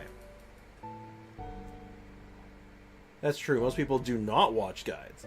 The people who watch guides are people who already know the game. Exactly. There's people who are already like in tune with it. They're like very ear to the ground. They follow the special programs. They're following like multiple content creators potentially. They're reading stuff online. God forbid they're looking at leaks. But yeah. Exactly, Bricken. That's what she suffers from. She suffers from spreadsheet. My main team, I'm going to assume, with her was not Dendro. I off-meta with Rosario, Water Sword guy, and Beta. And that's what I'm saying. The early game, you can get away with pretty much anything. So in that regard, she's fine. But if you want to be it's hard, right? Because she does hit that fall-off point. Especially with how rough mid and end game has sort of become. Like, if you want to get into the Abyss, if you want to get into, like, the new end game thing, the theater, working with her can be kind of rough. But let's talk about what she actually does. Like, we've talked about, like, the reasons why you may not want her, but there's lots of reasons to want her. She's good. She's a strong character. It's just you have to have that moment of someone telling you what to do, and that's not good for everyone. Am I a rare gamer that starts watching guides from day one? I don't know if I'd say rare, but yeah, effectively. Like, if someone comes to me day one and starts telling me how to play, I'm gonna kick him in the nards. Like, square in the dick. I'm not even gonna, like, I have no patience for it. Right, Bricken? Square in the dick. For the longest time, before I got into the actual mechanics of the game, I ran her with Zhongling, Goro, and Ito. Wow, that is one of the teams of all time. I love it. If I get into a new game, I try to find guards. Yeah, it varies from person to person, but I would think the norm, the standard for most people, if you think of, like, the general population of a video game, especially a game like this, that can be very casual, most people aren't looking up guides. They don't want that. They don't want that. They just want to be able to sit down and play the game. They want to take out their credit card, buy their favorite character, and move on with their life. But that's just, like, the majority, right? She is, like, a normal attack-esque character. Her ratios for normal attacks are fine. Her charge attack's actually really good. So you actually rely on her charged attacks quite a bit, in a lot of cases. And she is pretty strong, overall. But you really do need that Dendro to make it work, and that's because of her skill. Her skill has two modes. It either has... You can either throw it out the skill and then do a charge attack to do a big burst of damage. That's for the physical build, if you want to go physical with her, which a lot of people used to back in the day. You still can, but obviously the electro builds are better. Especially now. If you tap the skill a second time, you throw the skill out and then you teleport to it. That's the thing that makes her good for exploration, and it also gives her an infusion, which is super good. Electro Infusion is good. Combine it with Dendro, combine it with Hydro, you have yourself a whole team. But yeah. The only thing I did before playing a gacha game was look up the reroll guide. I mean, that's a very different thing, isn't it? It was very effective because I could either bonk heads with Ito or overload with Zhongling. I mean, you're basically running two teams at the same time. If I'm new to the game, I'll play on my own for like 20 minutes and then get frustrated, look up guides. Hey, that's fair. I got plenty of crystallized shields and at least one DPS to burst off of all times. Yeah. Effectively what you're doing, you're running two teams, like, amalgamated together at the same time. Kind of works. See, I don't charge attack with her. I quick swap burst. Her burst is cheap. Yeah, her burst is very good, too. There's lots of ways of running her. And it's like, they're all pretty legitimate. Another problem with Kaching is that her charge attack, which is her main damage nowadays, yeah, that's an issue. If you want to do, like, the DPS specifically, not quick swap, yeah, you're going to send smaller enemies flying, which has its own problems. See D-Luke for details. But yeah. And, like, yeah, this is another thing I will actually comment on. If you look at her kit compared to, like, say, D-Luke, there's a lot more going on here. There's a lot more moving parts. Like, look at how long this skill is. This is the longest skill we've seen so far. There is a lot of things happening here. Even though, like, overall it's not that complicated, it looks intimidating. If you're new. The burst is at least straightforward. Push button, do damage. It's just a big burst of electro damage. Hits a bunch of times. It's good. Good electro damage. Nothing to complain about.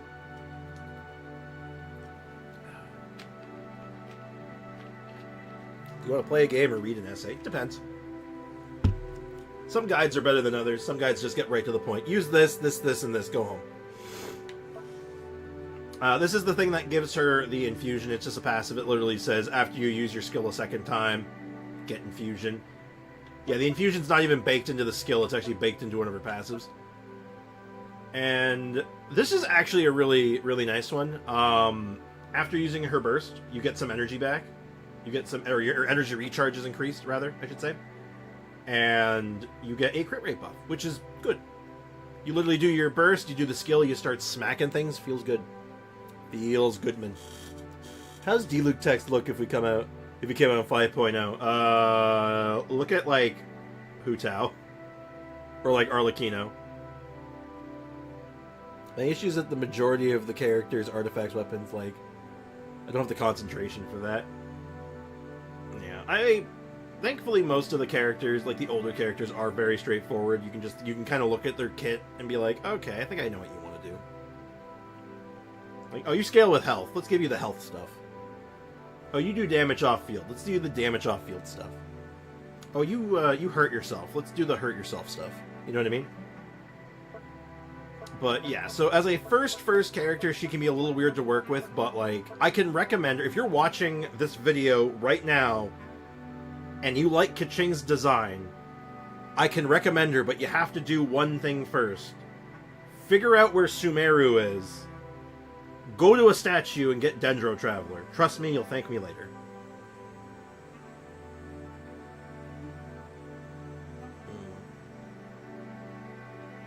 My reading comprehension levels decrease when it's words on screen, and even more when it's white text on a screen. I totally get that. I usually have to, like, read my information off of, like, a different resource just so it's, like, organized better. Let's talk about the constellations. After recasting her skill, you get an extra burst of electro damage. It's fine. I don't think she has anyone in particular that's super exciting. When Keqing's normal and charge attack hits electro-applied enemies, you have a 50% chance of doing particles, which is just, again, nice. It helps with her burst. Helps your party out, too, which is good. I like guides because I don't like reading, and I will not get most important info from the character on screen, so I like videos like Ziox. That's fair. Now, I'll be fair. I like Ziox. Like, I like what he does, but I can't watch his videos. If I'm watching a guide, I can't watch Ziox's. I've tried. I can't do it. They upset me. They make me upset. Honestly, the absolute 15-page thesis on most character skills these days is just abhorrent. That is a big word, but yes. Also, guys, can you hear that noise outside? I apologize. I'm gonna go shut my window in a minute. So I can deal with Genshin, but Wuwa kits might as well be in Elvish for me. No, seriously, I was reading through some of those. They're bloated. They are bloated. Zenless Zone Zero's got that problem a little bit, until I realized that, like, 3 of the 6 skills don't even do anything. Don't even bother reading them. No, I can't hear. Okay, that's not bad then. Okay, C4. After 10 seconds. 10 seconds after... Or rather, 10-second buff. After triggering an electro-related reaction, increase your attack by 25%. That's just good. And then this one, normal attacks. When initiating a normal attack, a charge attack, an elemental skill, a burst, Keqing gains 6% elemental electro damage bonus for 8 seconds. The triggered by normal attack, charge attack, and elemental skill bursts are considered independent entities. I have heard that this constellation, from the Keqing mains that I have communicated with over the years, is not very good. It is fine. It is not a big damage increase. It's not as big as you think it should be. But it is fine. So, like, I don't think there's any constellation in Keqing's kit, if you are a Keqing player or you own her already, that you really are like, I need this right now. You don't really need any of them. She just kind of works, and they're all, like, small little boosts here and there. Honestly, like, this is probably, like, her C3, the one that buffs her burst, is probably the best one. Which is wild. Maybe that's a hot take, but, like, you don't need any of them. They're all fine. I've heard, like, it's a 20%. I've heard it's less. I've heard it's even less than that. Like, it's not even that big. Like, it rounds up to be, like, a 10 or a 15, almost. Now, again, it could be misinformation, because there's all kinds of information floating around out there, but... Even then, 20% damage boost, it's good. It's just not exciting, right? Like, it's not like, whoa, god, game-changing. It's like, yeah, it's pretty good. That's fine. It's just her damage buff goes up. It's not like... It's fine. But yeah, if you don't own her, and you have access to Dendro, if you're like a mid-game player, similar to the Mona conversation, she's a really good grab. C6 complete is 20%. Oh, like all of them together is 20%. Okay, that makes sense, actually. Yeah, I think that's it. That sounds right. Is it 30? Man, 30% damage boost for a C6, man, that's rough. That's kind of rough, actually, isn't it? That's pretty bad. Like, they're fine, but, like, again, no one of them is, like, good enough on their own to make you go, I need this. So, other than that, like, yeah, she's fine on her own. You have a Dendro character with her, then she starts really popping off, and she's solid. Great with Dendro. Probably, actually, you know what? I didn't talk about this, actually. She's probably pretty good in Overload, though. If you have Chevreuse, and you like the Overload shenanigans, she's probably pretty good in it. Like, legit. That's about average for one single Nuvi con. Yeah, pretty much. Yeah, 30% increase for all of them. Which is not great. That is not fantastic. That is pretty... That's kind of lame. So, like I said, no single constellation is really worth your time. If you get them from, like, banners and stuff, like, they're good enough, but, like, throwing your free one at it, oh, unless you have nothing else to throw at, then yeah, you go for it then only. But yeah, if you like Overload, you can give that a try too. If you like Dendro stuff, she's very good. But yeah, if you're a brand new player, you have to get the Dendro Traveler. If you really want her to be good and you want to see what she can actually do, go grab Dendro Traveler and go, like, rock the world. Yeah, early character cons are not the best, which is weird, actually, because D-Luke cons are good. Oops, I did not mean to do that. Like, if you look over at D-Luke's cons, like, they are actually good. Like, they amount to quite a lot. Like, you get 15% more, 15% damage from his C1. I mean, granted, it's at above half health, but still. You get attack speed here. You get 40% more damage here. You get 30% damage and attack speed here. Like, these numbers are... This is so much more. It's absurd. It's sort of wild, ain't it? Okay, so we've now talked about the original 5.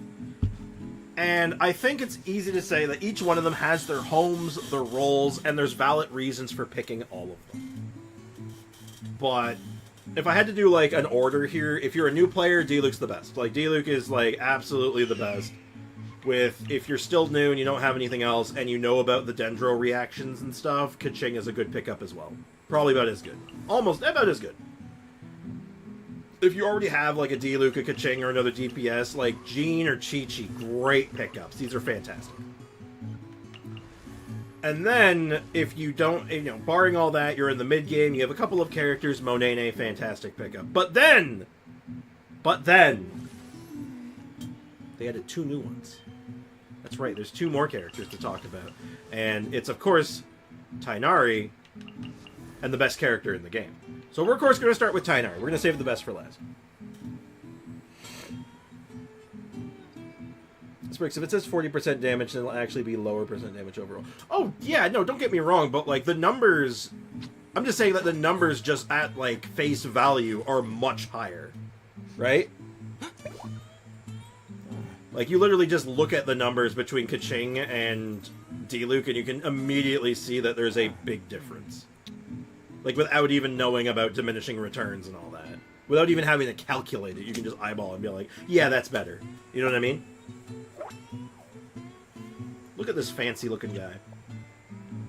So Tighnari came along with the advent of Dendro.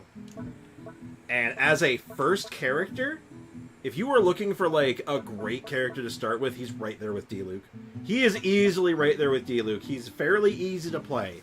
He introduces you to the mechanics of charge shot characters. He can teach you how to do bow stuff. Because he's really easy to work with, and he basically does, like, the charge shot bow stuff, and it feels pretty good. And this is kind of his thing, right? Unlike other bow characters, he has a charge level 2. He can double charge his bow for bonus effects, bonus damage, and cool stuff. And his ratios are solid. He can hit really hard. His skill does a good chunk of damage, and it's like a blind. It's like a taunt blind of sorts. Well, yeah, it's interesting. It's a taunt. Similar to, like, Mona's. But it lasts 8 seconds. And actually has a proper duration, because he's a newer character. I've heard Nari and Yai is good. Yes. Tainari plus an Electro character is good. It doesn't even have to be Yai Miko. But if you want to go with the... If you really like your furry ears, then yeah, knock yourself out. His skill makes it so your next 3... I believe it's 3. Yeah, your next 3 charge shots are at basically instant speed. They come out very fast, and they scale very hard, they do a lot of damage, and it shoots off multiple Dendro attacks, and it's just solid. So, he has a very cohesive kit right off the bat, and then his burst doesn't really interact with that charge shot playstyle. You just throw damage out, though. It's very, like, by the numbers, push button, do damage. It's not fancy, it's just good, and it's cheap. So you can get this out frequently.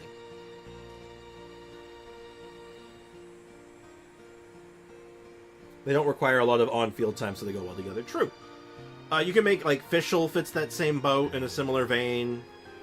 Beidou, I think, works with him. Weirdly enough. I'll have to check the wording on something, but I'm pretty sure Beidou works with him, too. So most of the off-field Electro characters are fine, but, like, Yai Miko and Fischl are, like, the poster children. Fluffy ears and tail, you uncultured streamer. I will throw you. So yeah, push burst button, do damage. Very simple. Now this is cool though. This is the thing that makes Nari really good. Like Nari, if you just had this stuff, Nari's already good. He's Dendro, which is one of the best elements in the game for reactions. You combine it with Hydro for bloom stuff. You combine it with Electro for spread stuff. And then you got the Burgeon and Hyper Blooms, and it's nuts. It's crazy. Super good. Fischl and Beidou require normal attack.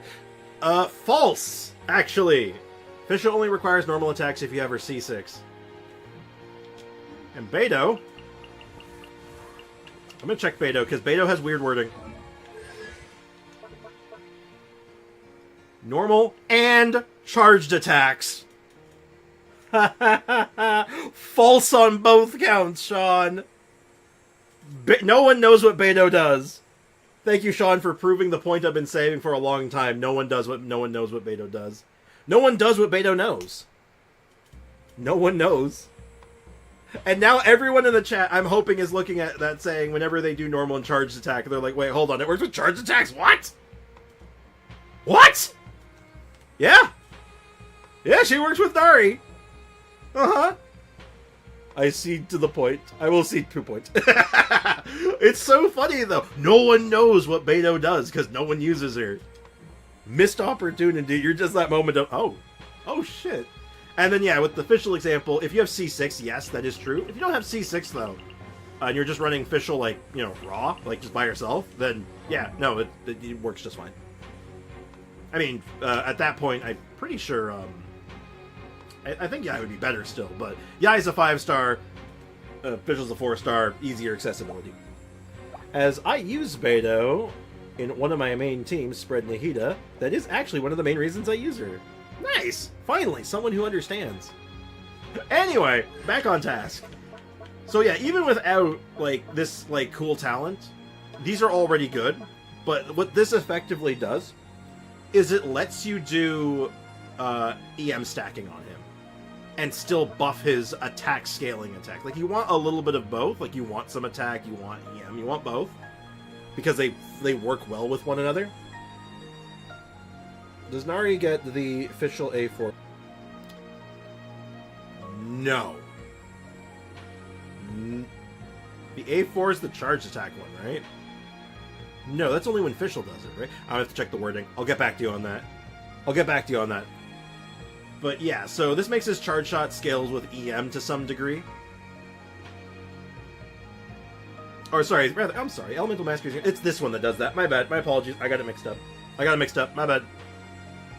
Hey, Kinkle, what's up, man? Welcome to the stream. So this is the one that gives you bonus damage on all of his, basically all of his stuff, based on his EM, and then he just gets bonus EM from doing charge shots. But yeah, so he is a EM scaling, attack scaling. He's a hybrid character of sorts. But since Dendro loves EM, they scale with EM incredibly well. So, yeah. Like, he's so good. He synergizes so well. This is like, out of all of the 5-star characters, this is like the most cohesive kit in the entire game for all the standard characters. Like, this is a very tight-knit kit. So if this is... He's actually really good for learning, too. He teaches you how to use bows. He's really good to, like, learn how to do bow stuff. He's really good at learning how these synergies work and, like, how a kit comes together.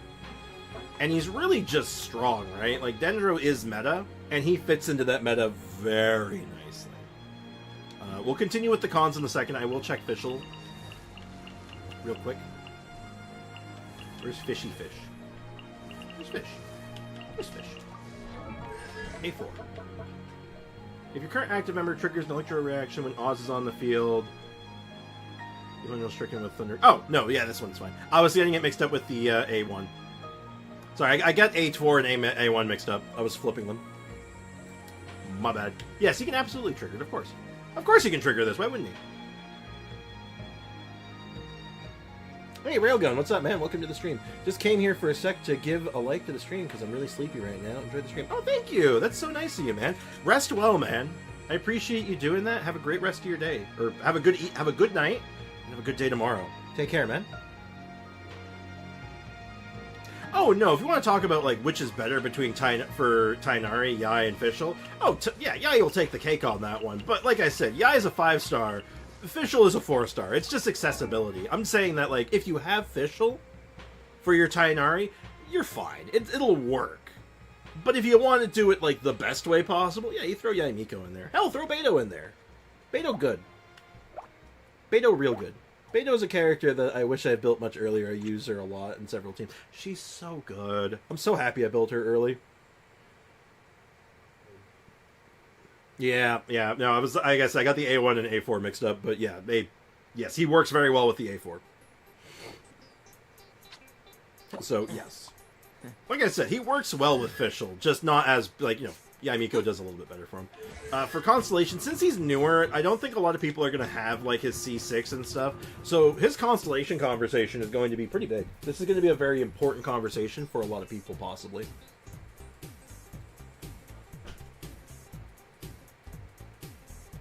Spread isn't an electro reaction. Catalyze is a electro reaction. It's an yes, it is an extension of Catalyze. Thank you. Tighnari doesn't work with Fish A4. Spread doesn't trigger it. Catalyze does though. So it works. It does work somewhat, just not like. But you gotta figure, right? In a lot of team comps, like it's not just Fischl and Tighnari, right? It's there's gonna be other characters, right? So, depending on what else is in there, you're probably going to be doing more than just the one reaction, potentially. So, keep that in mind, that you're often going to be having other reactions going off. So, you're still probably going to be resetting it, reapplying it, doing it again, and then blah, blah, blah, blah, blah, blah. It works, just not like... Again, not optimal, but it does work. You picking up what I'm putting down?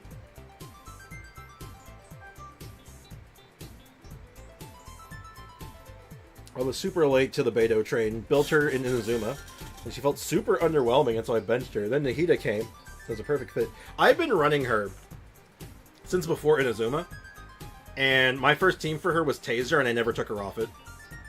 That Taser team just kept getting better and better with every single update.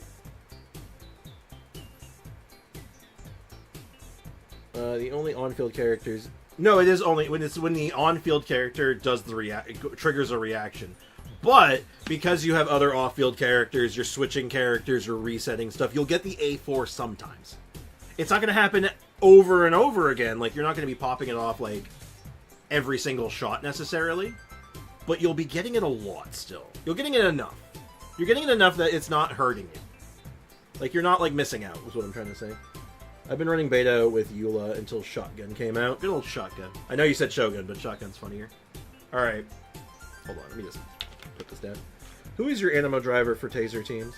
Oh, I don't use an Animo driver, I use a Hydro one. I use Kokomi. My driver is Kokomi, and I run it with Fischl and Beto. I double up on the Electro and just let Kokomi cover all the Hydro on her own. And I do have an Animo character in there. I use Kazuha for grouping and stuff, just to optimize the amount of bounces. It's a good team. It's strong. So C1, charge attacks, crit rate increased by 15%. This is not exciting, but it is very nice. Coco Goat. No, not Coco Goat. Coco the Goat. Coco Goat's something else. So this is just nice. This is not like a constellation that I'm like, oh, you have C0 Tainari, you need to get C1. Nah, it makes building him a little easier because you don't need as much crit rate. So it's nice, but it's not like game-changing. It's good though. While there are opponents within his skill, I believe that's the skill, yeah. So while enemies are like being taunted and shit, he gets 20% Dendro damage bonus. The effect will last up to 6 seconds if the field's duration ends, or no longer has opponents in it. This is nice. This also kind of fits into this. If you have C2, this allows you to sort of do I've come to calling it the Shogun thing, where you don't run an Elemental Goblet and you run an Attack Goblet instead. So you can run an EM Sans Attack Goblet or Attack Sans EM Goblet if you want, instead of Dendro, because his level up stat is also Dendro damage. So you can sort of go without it. It gives you options. This constellation gives you better build options. So, you know, you played me. But yeah, so this is a good constellation. Is it like that level of super exciting? It's alright. Tainari's... Man, I'm so sad that like Tainari came out before the time where they started making one of the constellations buff your normal attack. But, so these end up being, like, only okay. The burst one's good, but... C4, when his Fashioner's Tanglevine Shaft is unleashed, all nearby party members get 60 EM, which is very good. A free EM buff for your whole party is really nice. No one complains about this. And if you trigger any, I believe that's any Dendro reaction, so Burning, Bloom, Quicken, Spread. So anything other than the Hyper, like the Bloom follow-up reactions, which makes sense because Dendro can't trigger those anyway, you will get another 60 EM. So it is effectively a free 120 EM that you can keep up most of the time.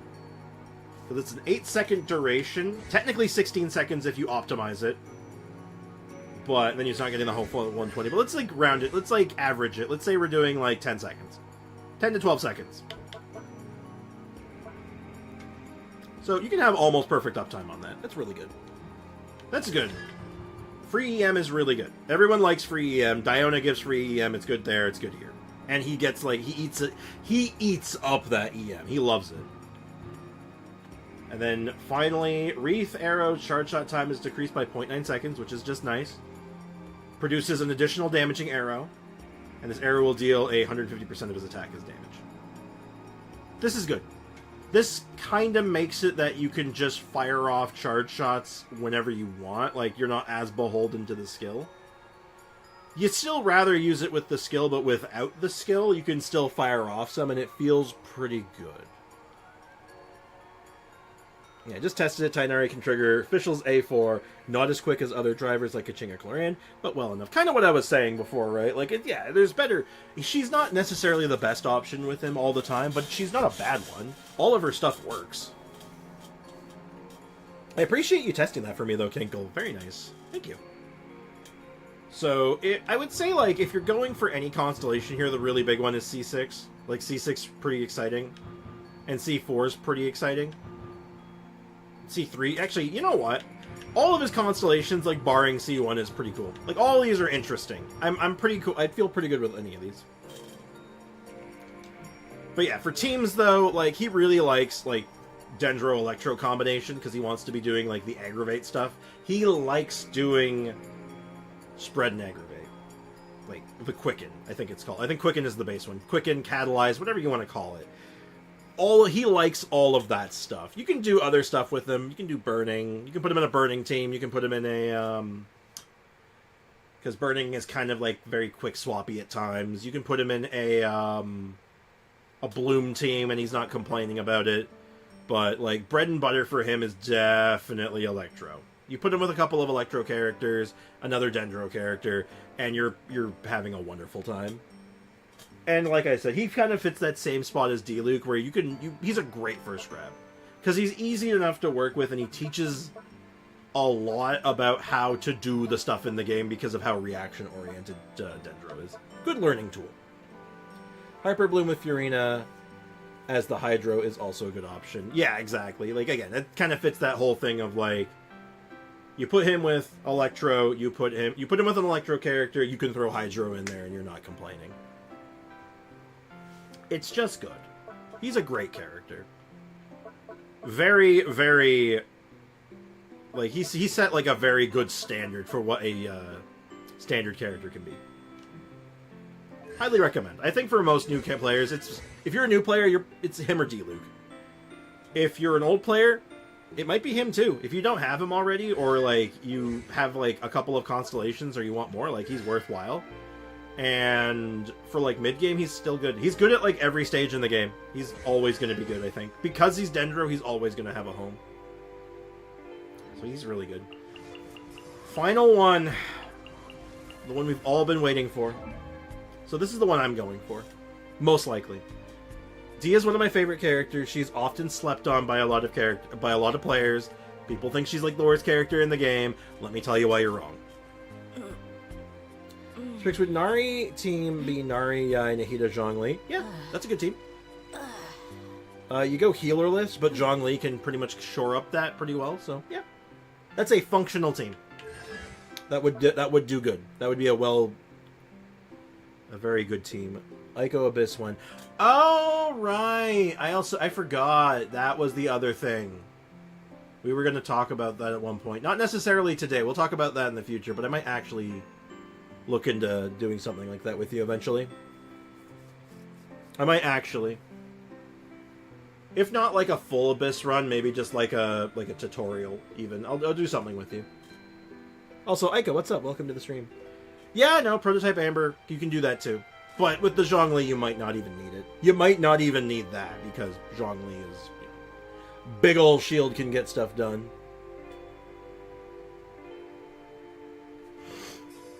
But yeah, Dia is not a normal attacker. She has some of the coolest normal attacks in the game. They're not great. They're not what you're using her for. You can pair her with a C6 Bennett and have her, be on field, but, like, only I'm stupid enough to do that.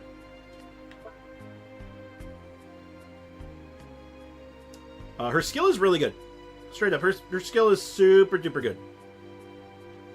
It is a off-field pyro application. It does damage on entry, and, like, you can activate it twice for a replacement of it, which is good.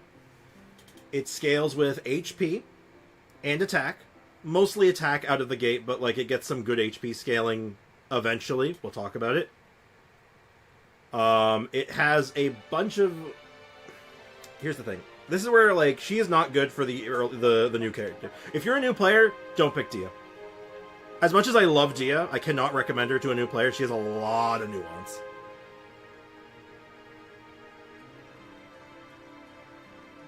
Never mind, but... Oh, something happened? Dia is such an underrated... She's very versatile. But I will say, for a new player, she is a lot of moving parts, and she needs a lot of investment to really get there. So if you're brand new to the game, she is a gorgeous character. She looks cool as hell, but you might have a rough time making her pop off. Because a whole part of her kit, especially in her skill, like this is what the skill does, it absorbs damage. It is a damage mitigation. It starts at 32%, it goes all the way up to 50 at level 10. So basically reducing damage by half as long as you're in the circle. It's a big circle. It's very forgiving. Tia's a must for exploring Dragonspine. She is literally immune to Dragonspine. If you're a new player and you're struggling in Dragonspine specifically, she is immune to Dragonspine. I'll be real with you. She is literally immune to Dragonspine, so keep that in mind.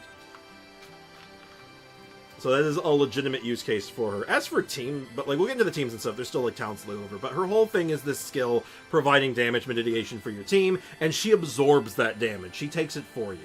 Which is why stacking health on her is really good, because she's just gonna eat up the damage like nobody's business. And it also increases her damage. Funny, actually, now we're at Dia. I literally just got her for the first time yesterday, making her as the last character I needed from Standard. Cool. One of my favorites. We got Leon and Bite. Again, another hybrid scaling ability. Scales with both attack and HP. The HP scaling is pretty good. Out of the gate, the attack scaling is a little bit better. But it lasts for 4 seconds. The whole thing with it is that you can mash the attack button or the skill button if you want. I usually prefer the attack button. It's more natural. You punch faster. And you do a bunch of damage. Worth noting, you pick up her little totem thing that she places from her skill when you burst, and you'll replace it down wherever you finish your burst at. Another thing worth noting, a lot of people get uppity about this. I'm going to mention it. You can jump to cancel it. Some people don't like that. I like that. I think the fact that you can jump cancel it is actually really important and really good. Because here's a question to you. Why are you jumping during her burst? Why are you doing that? Get your finger off the jump button. It shouldn't be there. Stop touching the jump button. Okay? That's my PSA. Thank you for coming to my TED Talk. Stop trying to jump with your Dia. God. Just use it for what it is. It's a jump cancel for when you use your burst and you don't need it anymore. God. I'm gone again. Alright, catch you later, Polar.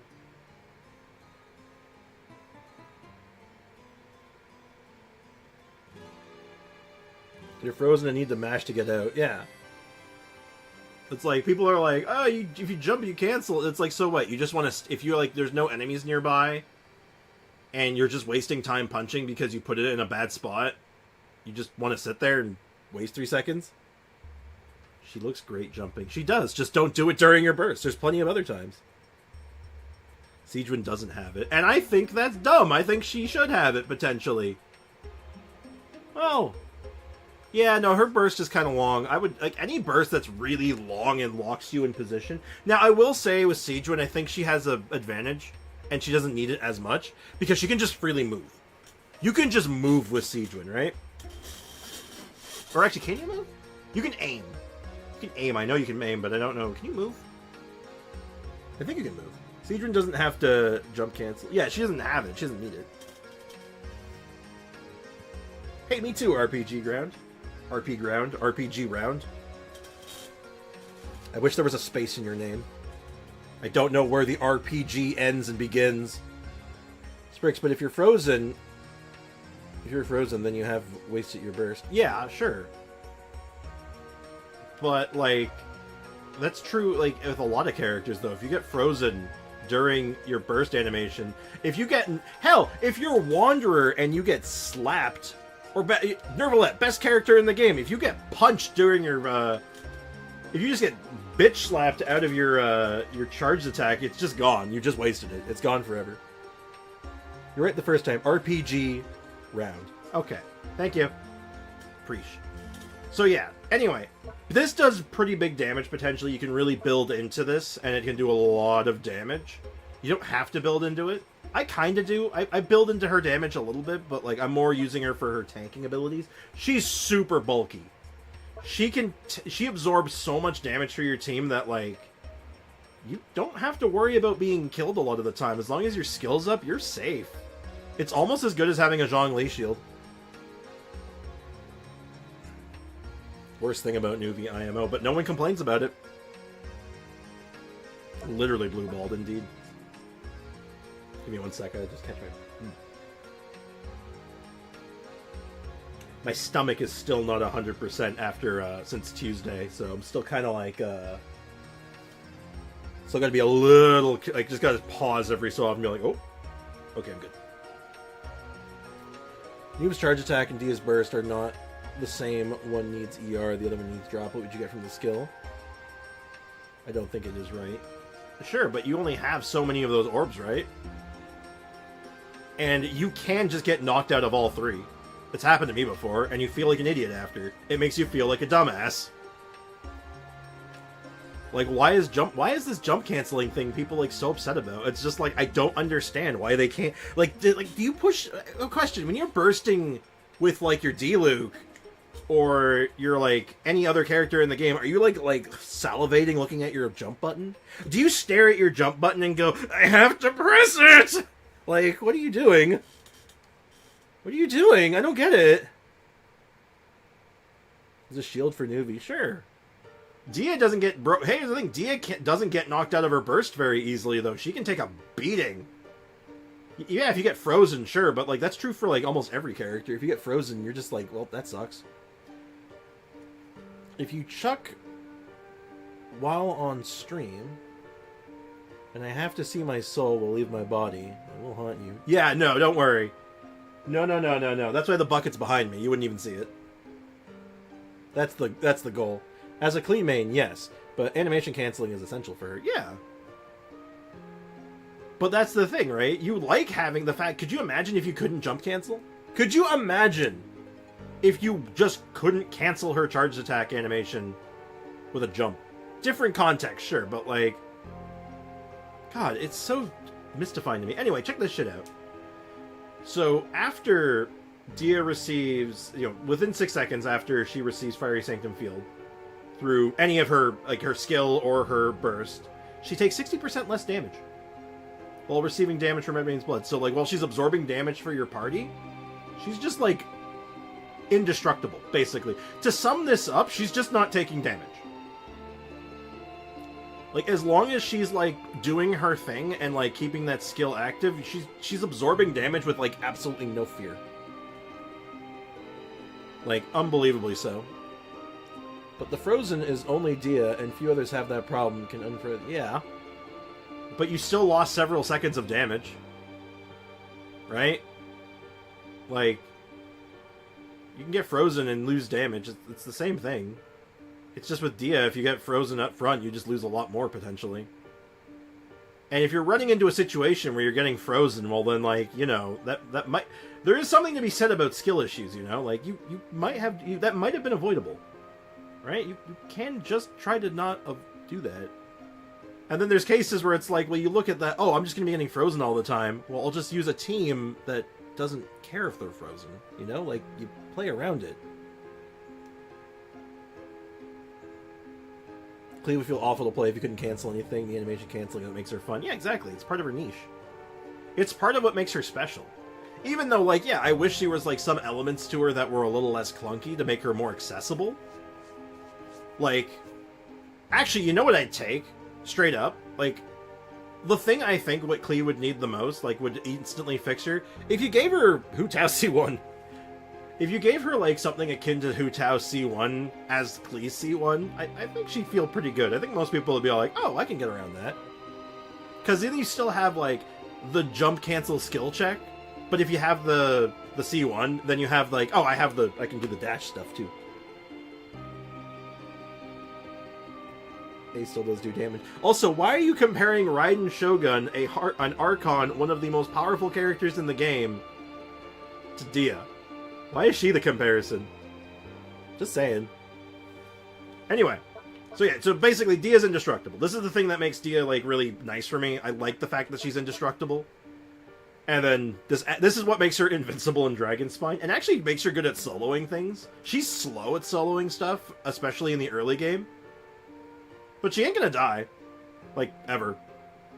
She's just gonna regenerate. She's just gonna heal it all back. It's just good. A is my waifu, like Dia is yours. They're basically the same. So what you're saying is Dia is better than Raiden Shogun. That makes sense, actually. You heard it here first. That's what Sanders said. You all heard it, right? That basically Dia is, like, so much better than Raiden Shogun because, like, they're the same, but she's, like, unkillable. And Raiden Shogun's squishy. Dia can't... If your Dia is killed, it was your fault. I'm sorry. I've had a few instances of, like, if I get killed with my Dia, I'm like, what the hell did I do wrong? Holy shit. I really screwed the pooch on that one. God damn. Dia can die from damage. Yes. At least Dia's friends didn't die. Ooh! Too soon. I wouldn't be opposed to that, even if you couldn't change much on Clee since you typically switch off her anyway. Once you run into stamina, her rotation is done anyway. Yeah, more or less. People wanted Dia to be Pyro Nuvi, and she is not, so folks are crying. Yeah. Also agree, Dia's better than Raiden, at least as a character. True. Ouch, Bricken. Yeah, you know what? With the amount of dead friends that Raiden Shogun's had, I'm almost surprised she's not the Animo Archon. Right, Ayaka? Anyway, so yeah, Dia's whole thing is she's indestructible. Is she good for a new player? Not really. Is she good for like a long-time player who needs more options? Absolutely. She is fantastic, has a lot of options. She's good in Burgeon. She can be good in Vape. She can be good in burning. She's really good with burning. Like, straight up. Put her with, like, Emily or any of the, like, air fryer comms. She's really good in it. Unironically, she's super good in those builds. She's super strong in them and just gets the job done. And you can build her for straight damage. You can build her for, like, supporty stuff, like just stack health and EM on her. Or you can be, like, do what I do and do, like, hybrid attack and health, focusing on health. But we'll talk more about that in the constellations.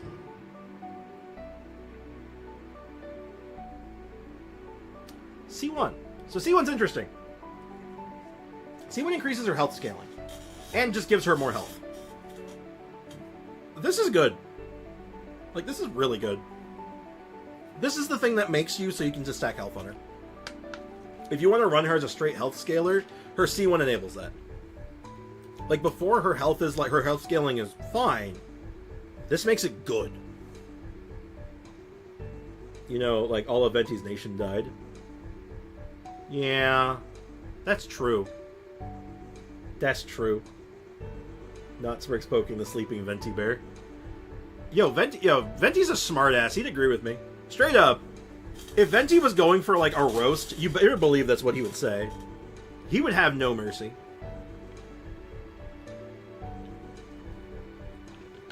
You'd be like, man, you have more dead friends than I do. Venti, god of death. Is Animo actually the element of death? That's kind of messed up. Add Fremine to that now, Aiko. Fremine's pretty good. Anyway, so if you have Dia and you're a Dia enthusiast, this is kind of a must-have. I'll be straight up with you. This changes how you can play her and makes her really... This is where a lot of her damage can come from, in my opinion. From my experience, and I have a lot of it when it comes to Dia, this is a really good constellation. The C2, on the other hand, this is also really good, but it's not as, like, game-changing as this one. This one just gives you the uptime that you really want with her skill. Strong rumor that Venti is actually the god of death. Oh, for real? Oh shit, seriously? That was wild. Now, what about Sayu? Nobody died in her lore yet. No, just her height. The only friend that she lost in her lore is her ability to be tall. And that's the only thing she cared about. She lost the only thing she cared about, being tall. Those with Animo Vision need to vent out their frustrations. Bailiff! Remove his balls.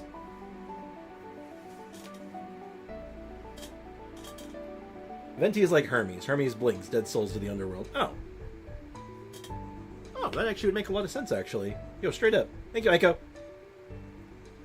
Death or time, it could be argued two aspects of the same concept. True. I feel like in most media, though, they usually separate the two. Like, they're usually their own entities. Usually, but... We love our... Oh my god.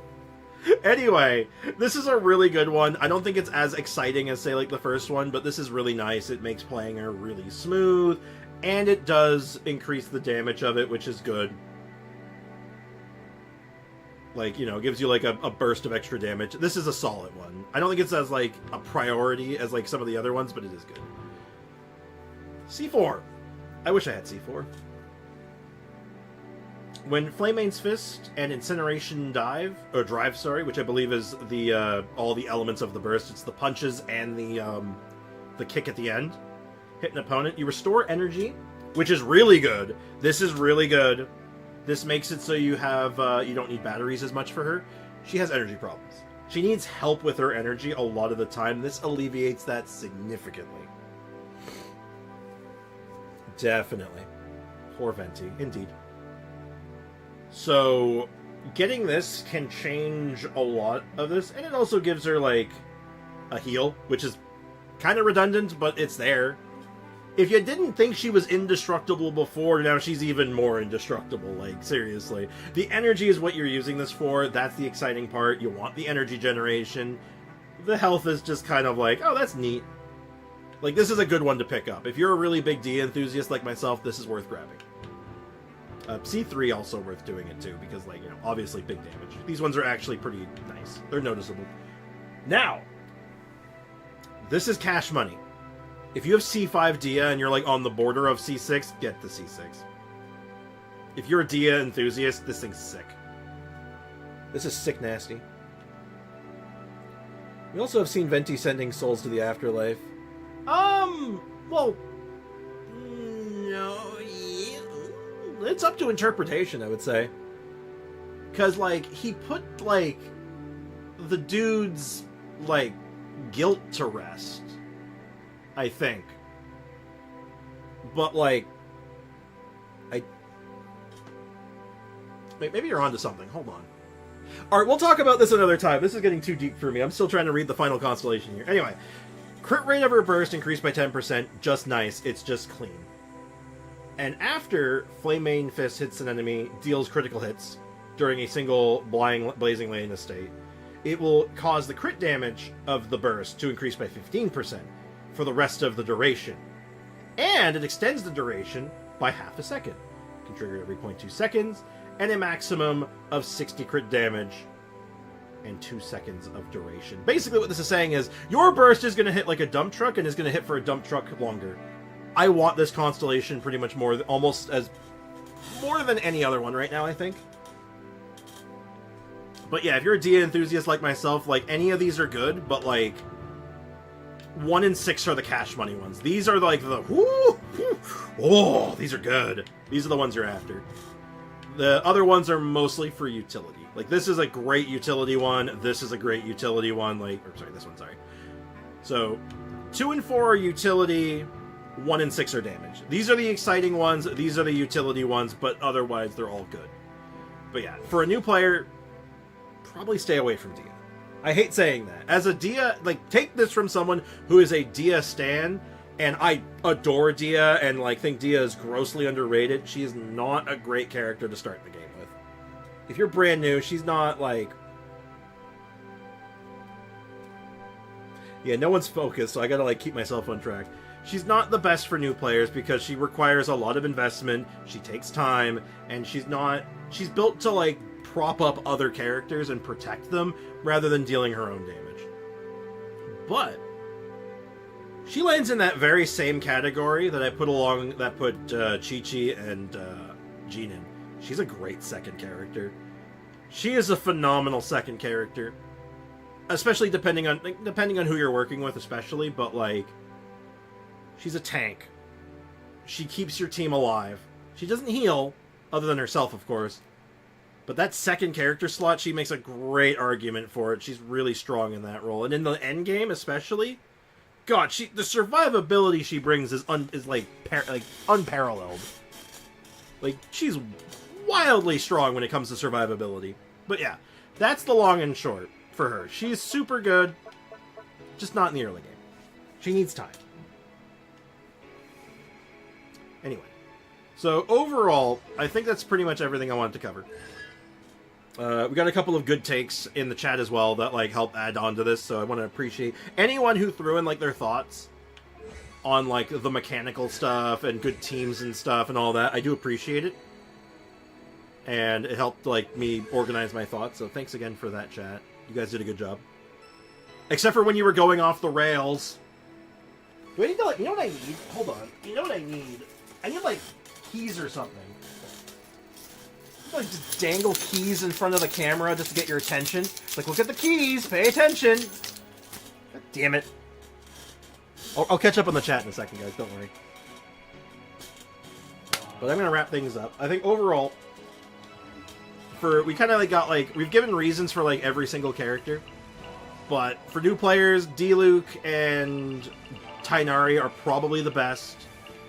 with a Kaching being like a distant third, but like she's good in that conversation.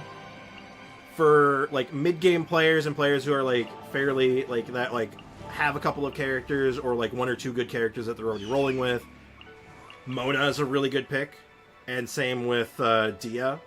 And then for like a secondary character, like for your first healer supporty character, Dia, Chi-Chi, Jean, those are like probably your best options, I would say. It's all my opinion and somewhat my chat's opinion, and yeah. So, as always, thank you so much for watching this YouTube video. The stream will keep going, of course. Don't worry, guys. Don't go anywhere. So, as always, cheers. Take care. Alright. Recording is done. I will edit that later. I'll upload that. Let's try to get that done by this weekend. You have my attention. Let me catch up on the chat. I think I missed a bunch of stuff, so I apologize for that. I was doing my outro there. The afterlife, understanding what I meant. Aiko. Refresh Venti first quest. Stanley to the afterlife. Wasn't Stanley like... Wait, Stanley? Oh, yes, but... No? I think it's more of a metaphor. I don't know, man. I am the first sage of Dia. Damn straight I am. Oh, you have my attention. Oh, wow. Maybe this dangling keys thing might actually go somewhere. I feel bad doing that, though, because I feel like I'm stealing it from another streamer. Because there's a streamer, there's a VTuber named, Porcelain Maid. That's his thing. And I feel like I'm stealing it from him, but I'm like, damn it, I just need something.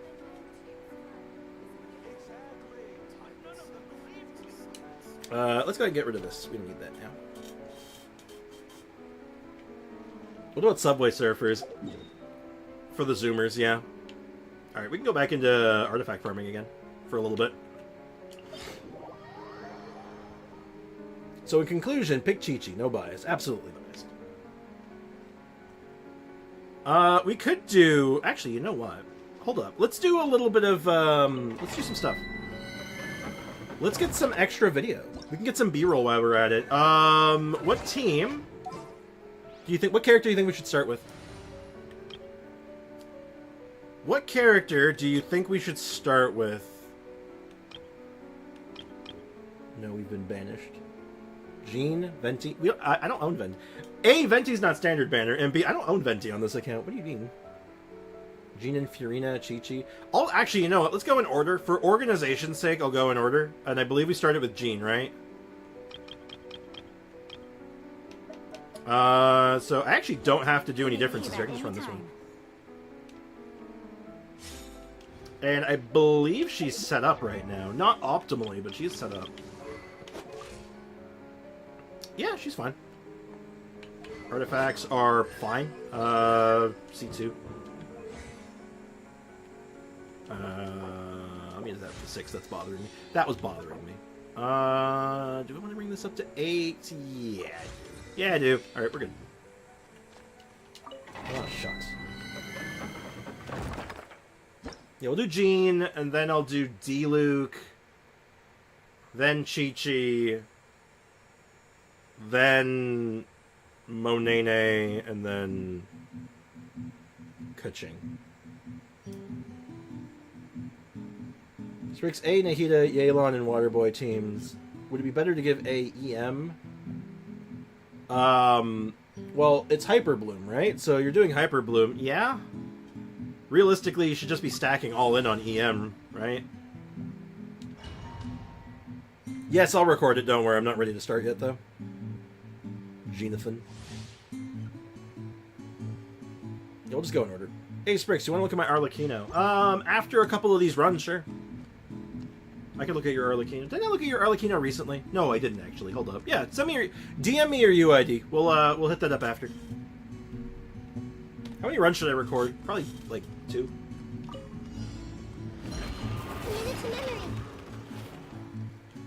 Man. The Temple of Wisdom. Shower me with praise. Let my name echo. The bond is strong. Lightning, go. Forward splash. Barbados, guide us.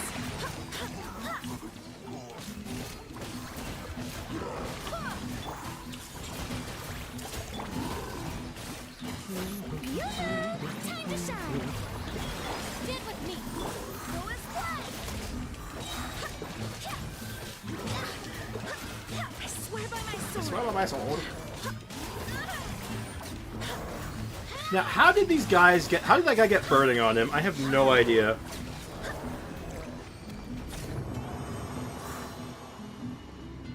Swix, can you look at my Farazan? Also, yes. Could you just resend me your UID if you get a chance? I might not need it. Yeah, send me your UID. It'll be easier to find. She's like she's below trash. Uh-oh. Oh, yeah, I guess... Well, wait. Oh, yeah, you're on NA now. I thought you were on EU. That's terrible. That's pretty bad. Share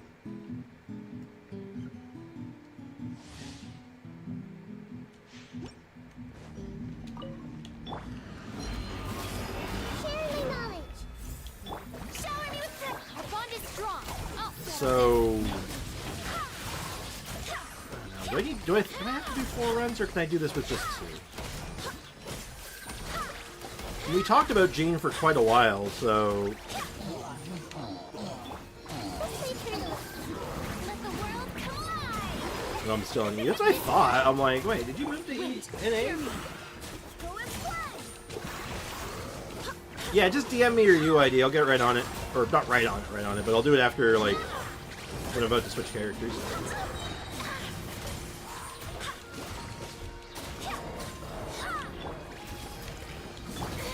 Stop that. Our bond is strong.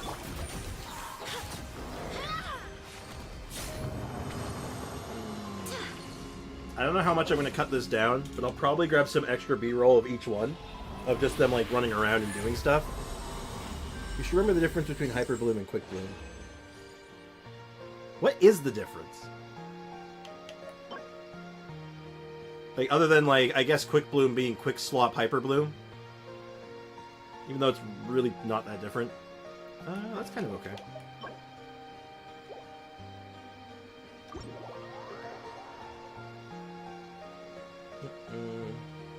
I don't have Discord, my brother in Christ. It was deleted 3 months ago. Really? What happened to your Discord? Why'd you delete your Discord? I know that, like, your account was gone. I remember seeing that, like, your account had, like... You gotta get me your UID, though. I can't do it without your UID, regardless. Okay. 3 minutes of B-roll, that should be enough. The difference is that you get aggravates on your Electro and Dendro characters. Well, you can do that with any Hyper Bloom team, though. It's not really all that different.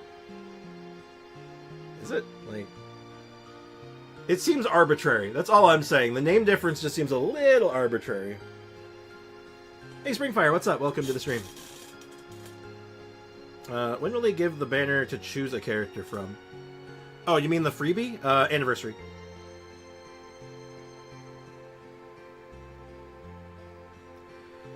If Emily is the only Dendro character in the team, do you run Deepwood or Burning Set Artifact? Actually, if she's the only Dendro character in the team, you might consider running Deepwood on a non-Dendro unit. So, like, if you're running, like, say, Bennett in the team, you might put Bennett on Deepwood, unironically. I put it in chat. You can't put just the number. If you put it just the number, YouTube blocks it. You have to put something with it, like... Type in, this is my UID, and then the number, and then it should work. There's a team I've never tried, but I was thinking about some time. Tainari, Fiorino, Raiden, Baiju. Yeah, that seems good. Yeah, that seems good. I'd do that, sure. Seems strong. Oh, Aiko hooked me up with both. Oh, sick. Thank you, Aiko. Thank you. Aiko coming in clutch. Putting them mod powers to good use. Even though that had nothing to do with being a mod. Screw it.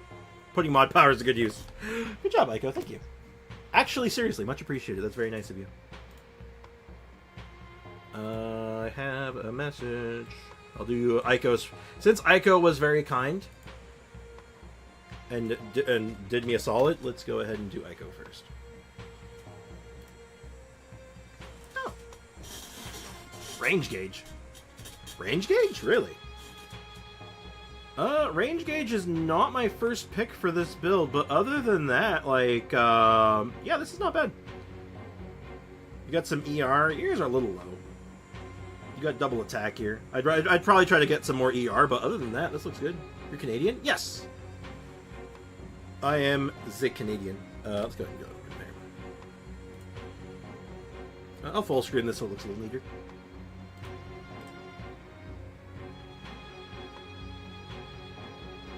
Hey, Double, what's up, man? Double YouTube. Welcome to the stream. How's it going, dude? How's life treating you today? Hey, Leakin, how you doing, dude? Yeah, I'm back on camera. I'm feeling a lot better. I'm still a little, like, queasy, but, like, other than that, I'm fine. I mean, okay, that's fair enough. I think it's arbitrary because it's a very minor difference. Like, the core of the team is effectively the same. It's just, you know, it's just, its focus is elsewhere, I guess. I don't know, it's fine. What free 5-star are you going to pick in 5.0? Probably Dia. Small chance I go D, Luke, but like 95% chance it's Dia. Glad to hear you're doing well, Leakin.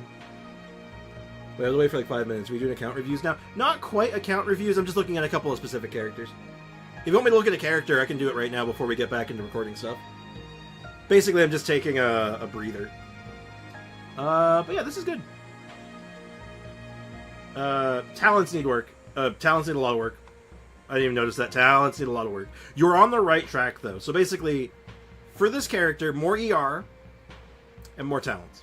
Other than that, you're on the right track. You got it coming together. Good job, Ayaka. And then the other one I'm looking at, I want to look at Arlecchino's Arlecchino. And El Pesto. Hey, Spriggs, don't you still owe me a Welkin? I forgot. I don't think so. I'm pretty sure all the blood debt has been paid. Okay. Okay. Are you open to objective? Are you open up to objective criticism?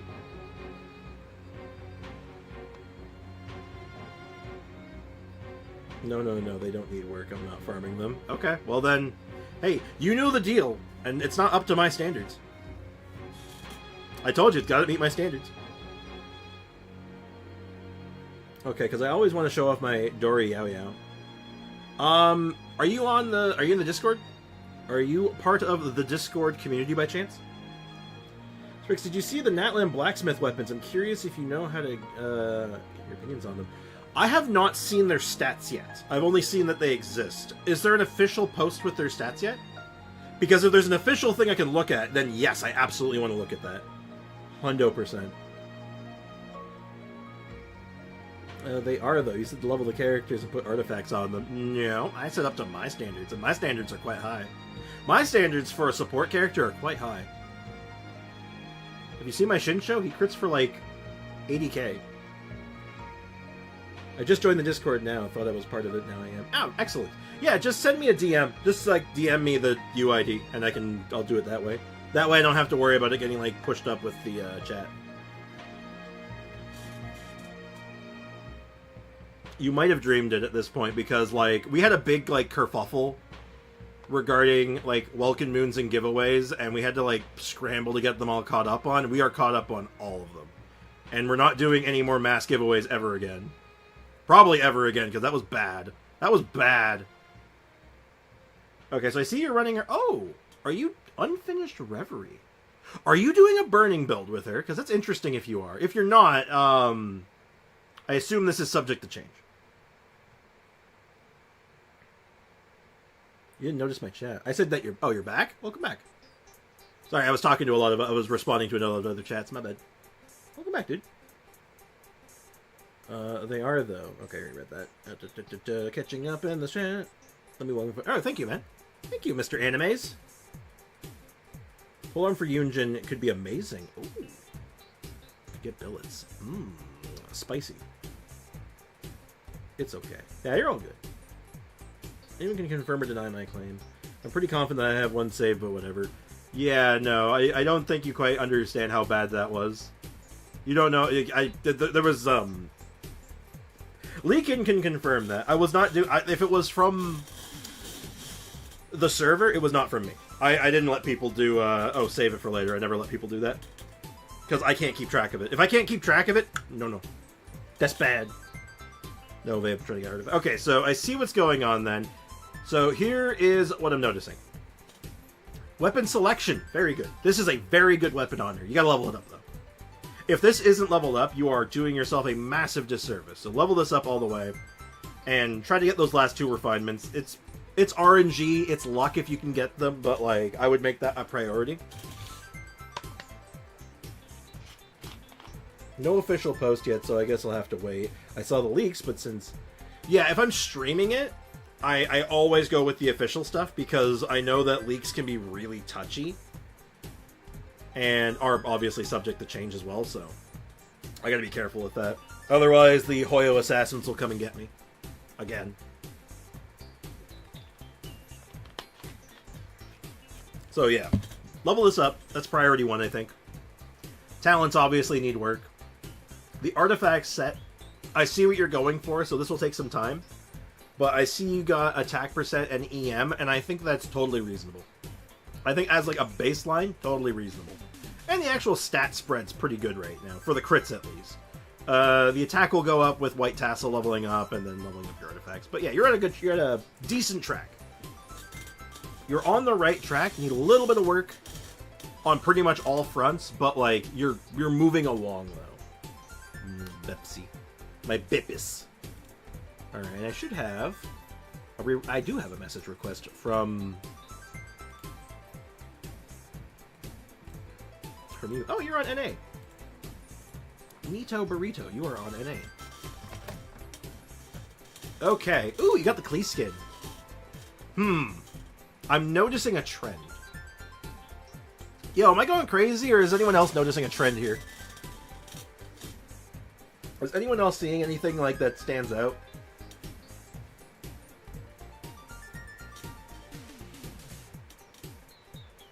I have 5 condensed on the farm for White Tassel. Not a bad idea. Do you know how to get the other refinements for it? They're all triple crowned, I should add. Jesus Christ. Well, I can't fault you for, like... I can't fault you for this. I have some respect for it, so good shit. Nope, I am blind and clueless. Ah, excellent. Okay, so there's 2 in particular you want me to look at, right? It was Dory and Yaya. Let's start with Dolores. Redhorn Dory. I don't think I'd go for Redhorn on her. But if you didn't have another, like, crazy 5-star, Redhorn is just a good stat stick, so I see what you're going for. Because the stat spread's wild here, like, 63 over 269? Nice. Like, good shit. You could do some reasonable damage. You could probably do some sizable damage like this, especially with the Triple Crown and the infusion from the C6. That's pretty nutty. The Goblet is nutty. Yeah? Yeah, I'd say so. 10% crit rate, 24.9 crit damage. Damn. A little bit of EM, a little bit of health, sure, because she does like health. Health is good on her. Her attack ends up being a little low, but, like, God, there's so many ways to, like, circumvent that, man. That's wild. Good shit. Do you have any other weapon options that might be more synergistic? Say, like, what would fit this spot well? I mean, if you wanted to just go all in on, like, attack, I guess, like, you could just do, like, Wolf's Gravestone, but this probably still translates to more damage. I don't know. Is there, like, is there a Claymore? Oh, actually, you know what there is? Do you have Dia's Claymore, by chance? Did you grab that when you had the chance? Oh, Mailed Flower's gonna get murked by Redhorn. That's not even close. That's not even a competition. But yeah, do you have Dia's Claymore by chance? I doubt it. Not many people do, but I'm wondering if you do. Because if you do, that could be that's a really good option for her, because it gives HP. No, I did the Calix and Redhorn barely beats it in damage. It'll beat it in damage, but then it gives you the added synergy of, like, the health bonus and stuff. So it's something to consider. But, like, this is wild, right? Like, this is crazy. So, like, you can do whatever you want. I'm just throwing out there as a food for thought, nothing more. I have 78 C Ganoderma after 1 day. That's a lot of C Ganoderma. Good job pre-farming for Kazuha. Yeah, League Chest. You know what you're doing, Arla. Can you look at my Arlecchino and see if it needs to farm the BOL set or grind for a new set now. Yeah, I can take a look at it. Sure. Just send me the UID.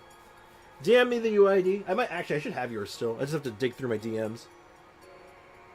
Another note for Dory. Those artifacts are all from the strong blocks. Damn. Oh, I just realized it's the Electro set, too. It's not even like one of the more traditional sets for... How does this play? Does it feel good? I imagine this would feel pretty good. Because you get the cooldown reduction from the set. So you're getting your skill out frequently. So you can do the infusion pretty often, right? This is like a... It's sort of like a discount Kaching almost. Is it better? I don't know. That's good. I don't know. This is neat. I like this. I'd love to see this in action. Like, how does this feel? I want to know, like, can you, like, what kind of content can you, like, push with this? Like, how strong... Because it looks good. But does it play good? It feels really good. I run her in spread with CDR on skill. So with the CDR cooldown reduction on the skill, it's up almost all the time. Even though she has no ER, she gets burst off cooldown. I could see that. Because you're lowering the cooldown. Her energy generation is actually really good. That's something that is really often forgotten about with Dory, and I think why she gets a lot of hate. Is that people don't realize how good her energy generation is. She has really good energy. Damn it, I need dream solvents, bro. Everyone does. I get 36 Abyss with it. I'm not surprised. That's really good. Okay, now, I haven't clicked on it yet, so I haven't seen it yet, but I'm going to hope I see a Staff of Homa here. I really want to see a Staff of Homa here. Because if I do see a Staff of Homa, I'm going to be a happy camper. If I don't see a Staff of Homa, I understand. But if there's a Staff of Homa here waiting to greet me, I'm going to be ecstatic. You know what? You know what? I'm not disappointed. I'm still not disappointed. This is great. I would have preferred the Staff of Homa. This is like a very close second to me, though. This is good. I like this.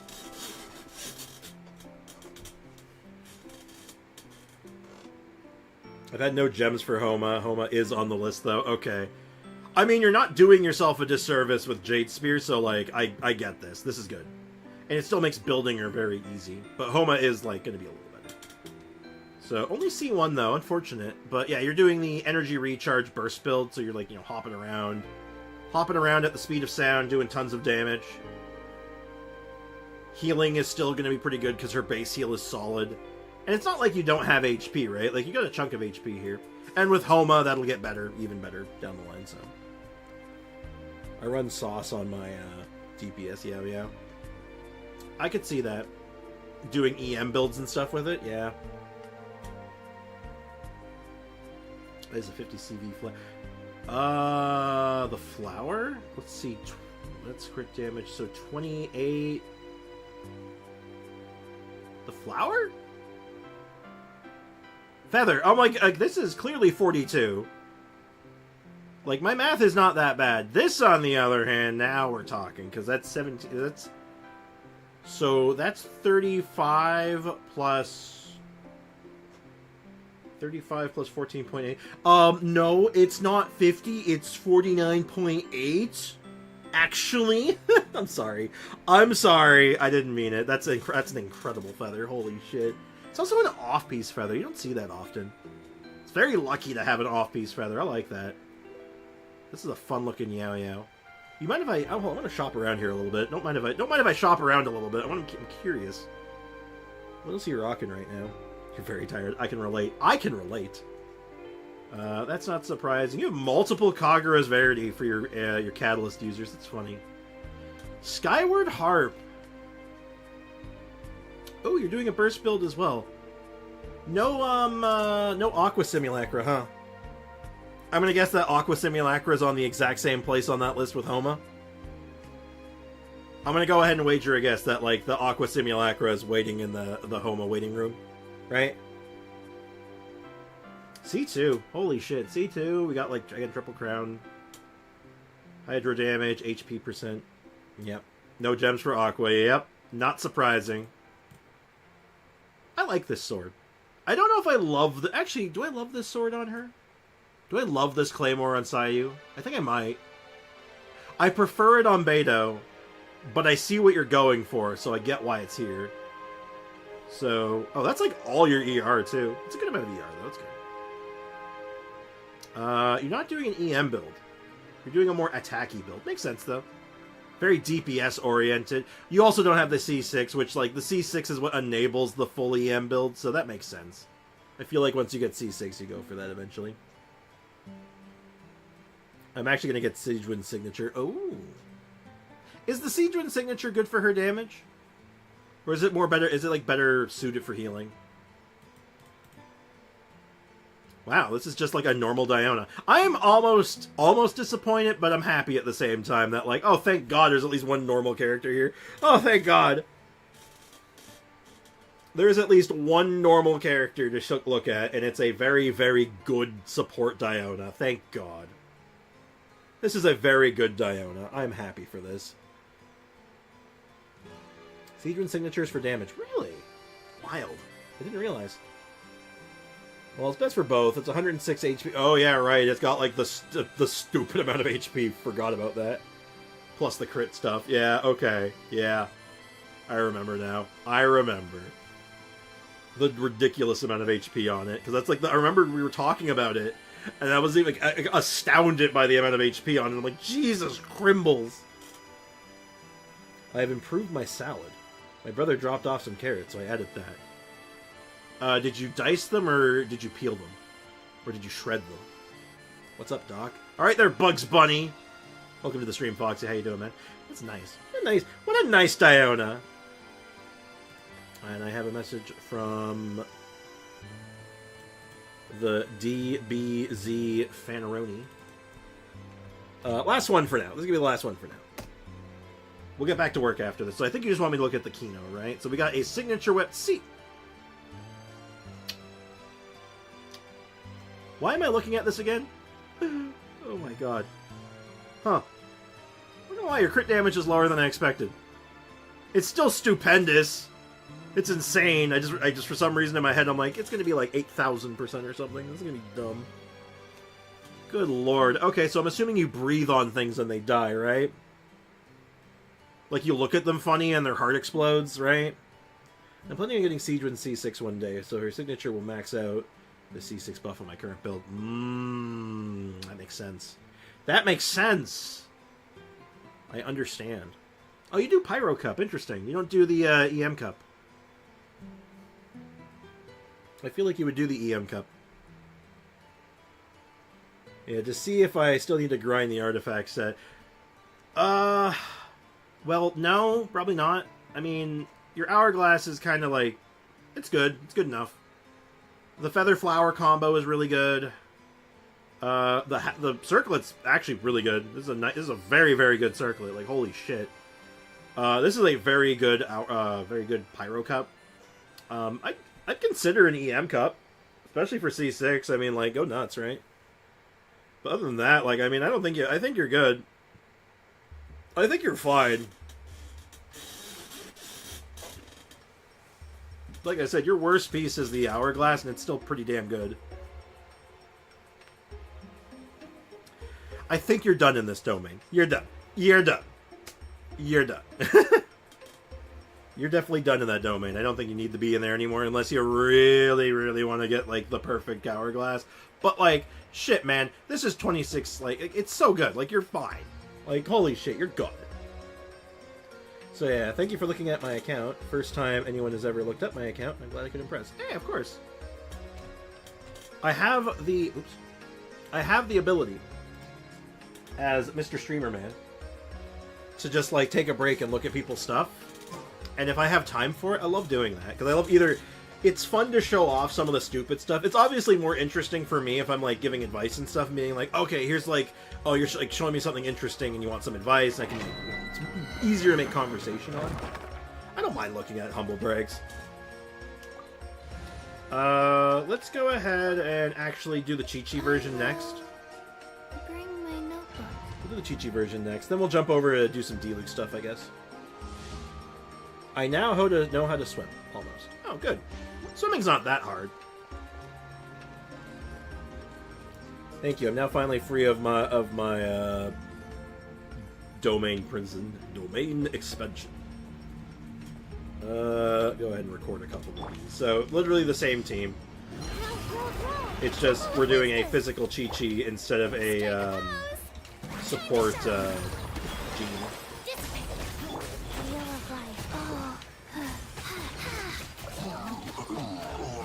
Orders given. Orders received. But yeah, you can already see, like, the Gene version is good, but, like, it is really nice to be freezing. Like, the freeze is really nice when it comes up. And I'm not complaining about doing, like, super conducts and, like, doing all that half-decent physical damage.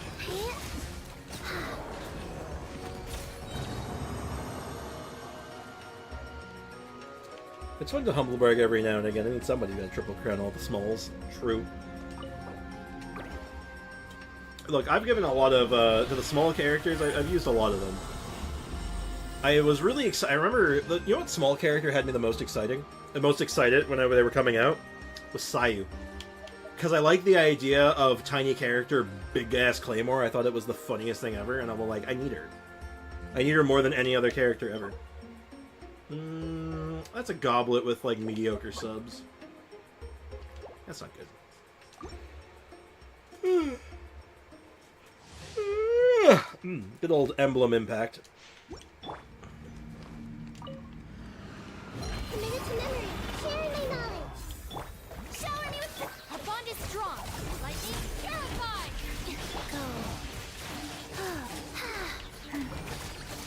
Yeah, look how efficient this team is, though. Also, look at that Jade Cutter Chi-Chi, right? Sacred name.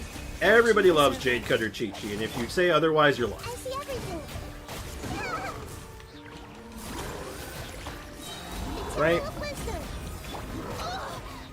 Jade Cutter Chi-Chi. I love it, too, because it's like, I'm literally cooking myself on multiple fronts, but the healing is so good that, like, you barely even notice it.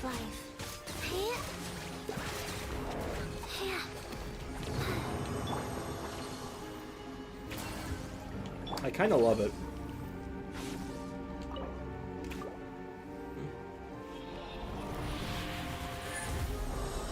Everywhere I go, I see its face. There's no ending. So did I. I thought it was amazing. I planned on building her as a main DPS once I get far as on C6. I like doing her as like a as a more traditional Animo support, but like with like super heavy EM scaling. Like, go really ham on EM and then just run, like, a bunch of off-field shenanigans with her. Or a bunch of, like, circles that chase you. It's really fun. It's really fun to just throw, like, Kaya Burst and Zhongling Burst and just, like, deliver them. Also, I can't argue with that. Jade Killer Chi-Chi owner myself. Excellent. Oh. That's not bad. That might have a home, actually. That doesn't. That's bad. We don't talk about it. Prototype Ranker says what? Yeah, I know. The trailer, apparently, he's not using a dull blade, which is insane to me. It took long enough. Why are those blinking? Stop blinking. Stop it. Anyway, I'm just gonna get a little bit of walking around footage. Maybe like her being chased by the ghosts. Yeah, Beyblade Sayu is also fun as well. Does a lot of damage, too. Sayu's pretty flexible. Sayu's slept on, I think, a little bit. She's just, like, kind of good. She's just solid. She's an all-rounder. I like her. Okay. So, next we should probably build a Dillick team. So, if we find a team we can break apart for now... I guess this one. What Diluc team do we want to showcase? Because we could do Burgeon. I think we've done enough Dendro stuff, so maybe we avoid Burgeon. I guess we just do, like, the build, right? Like, Diluc, like, the most, like, the build ever. Diluc, Kazuha, Bennett, Chincho. Like, we just do the Diluc build, right? Let's finish this swiftly. Yeah. Baby's first vape team. I mean, I could throw, like, more 4-stars in, but I feel like this is fine. It's just for background. It's just for background elements anyway. It's not for, like... It's not about showcasing the teams. It's literally just about having having video for the characters to show they're doing stuff. He made training to craft a prototype so he could use it. Yep, took long enough. That's how you slept on. Someone appreciates me. Yeah, Aiko's a homie. Everyone knows that Aiko's a homie.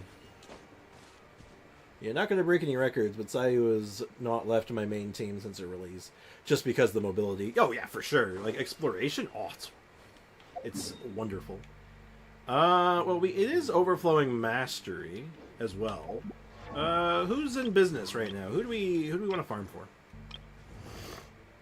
Is there anyone that we're, like, working on right now that could really benefit from it? I know we just leveled up someone.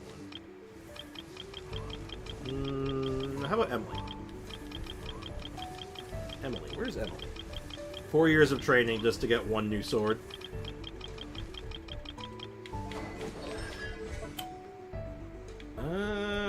Yeah.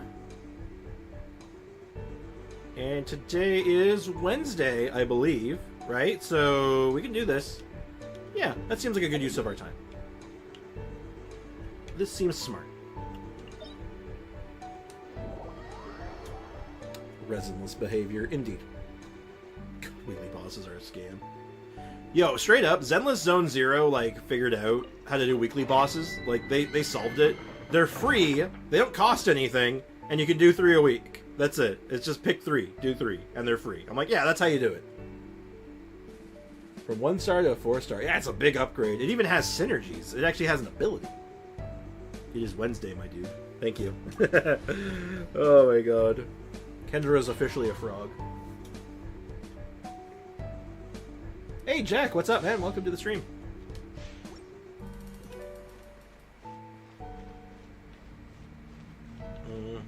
Let's record.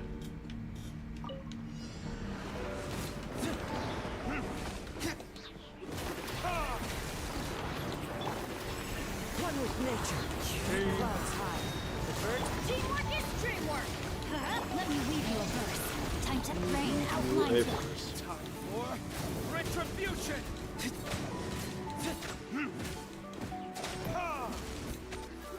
I should note that my D-Luke does not have artifacts on.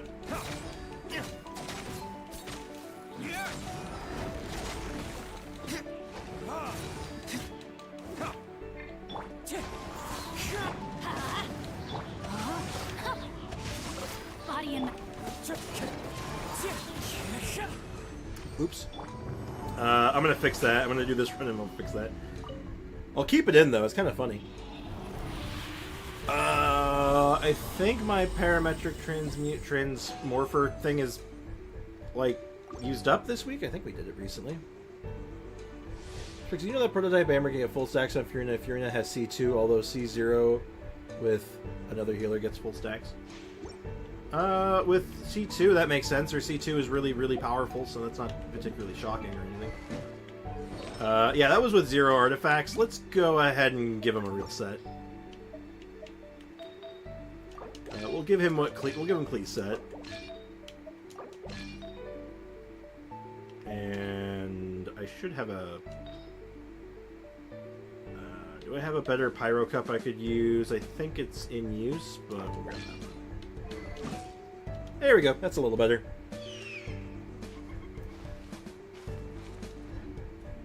There we go. Now we can do damage.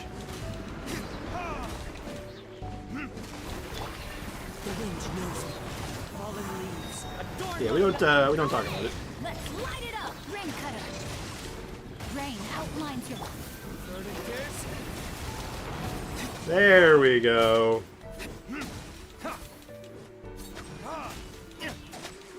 You can also see that C5 coming into play with that 72k. That was probably with the C5. Yeah, kind of incidentally burning Burgeon D-Luke here, but like not by choice. Welcome to my life. 3 weeks of weekly bosses and nothing to show for it. Oof.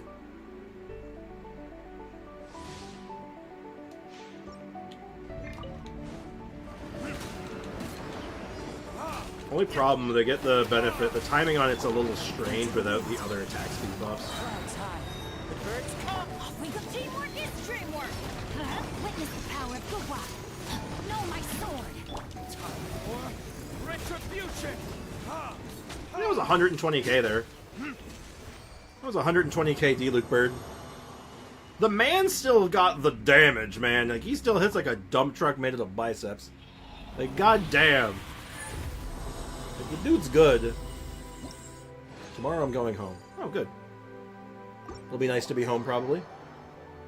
Anyway, there are people in my house, so I guess I might talk to them. Oh, no! That's a tragedy. Well, that's probably for the best. Be social. It's good. It's good for you.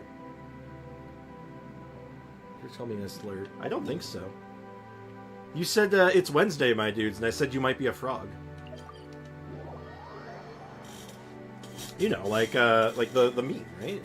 The Wednesday... It's Wednesday, my dude frog.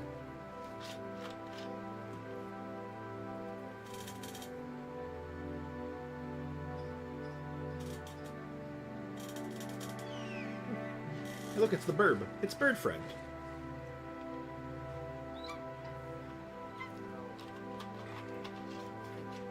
I hope that's not a slur, because if it is, there's a lot of YouTubers and streamers that have been calling people slurs for a long time, and that's really bad. I barely did anything on my PC in the past few days. It's not necessarily a bad thing.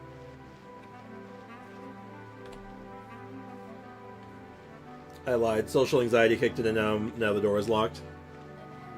Ain't that a mood? Ain't that a mood? I was referencing It's Wednesday, my dudes. Oh, well, isn't that like referencing... Hold on. I'm pretty sure, isn't that like a reference of something itself? Like, hold up. Give me a sec. It's Wednesday, my dudes. Okay, that's the one it's referencing. But, like, I think that, like, evolved into this, didn't it? Give me a sec. Open image in new tab. Is it this? This is what I think of. See? It's Wednesday, my dudes. How you doing today? Feeling better? Mostly. My stomach is a little queasy still, like I'm a little shaky, but other than that, I'm doing alright. That's the Gen Z version. This is like before Gen Z though. This is old. I'm pretty sure it's old. Seen the meme before, it's old. The Vine is the OG.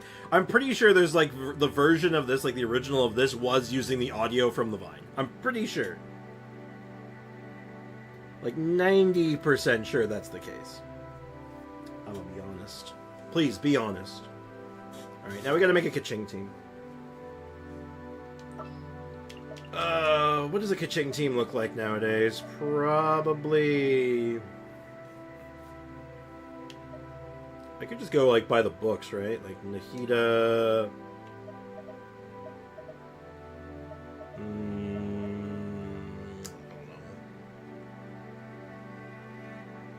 I only ever saw the Spider-Man one. I see the frog one all the time.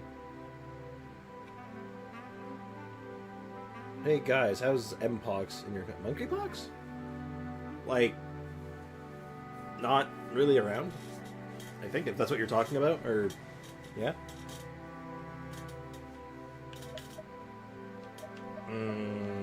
But yeah, it's the same meme, it's just, one uses a frog and one is like a vine with a guy. Kaching, Fischl, Nahida, and Mystery? Yeah, that's kind of what I'm thinking. So, like, Nahihi, Fish, I'll use Baiju, and... Queen. Time for a house call. Queen also not really built right now. I mean, I can finish this build. Like, I just have to swap this, right? Like, what do I got? Yeah, if I can swap this out for a Glad piece, I think I'm fine, right? Wait, no, not Thundering Fury. Grab that. Gladiator. It's mid, but it works. Yeah, it's fine. She's on Black Sword right now, which is not optimal. I don't want to take like Jade Cutter or like any of my good ones off, so I'll just stick with Black Sword. My Black Sword is solid.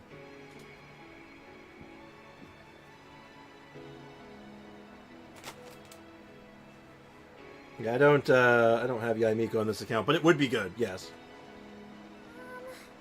Can we play Banker next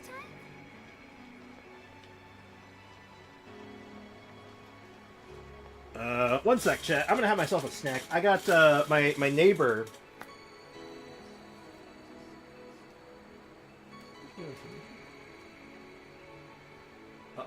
My neighbor asked for some help taking out her garbage last night, and she paid me for it.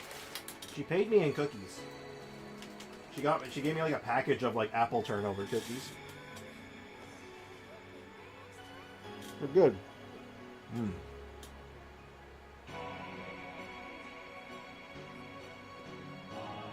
Lion Drawer is good. I just don't have a leveled up Lion Drawer. I've never used it. Come on, enough Sorry, procrastinating. it's a cookie break, chat.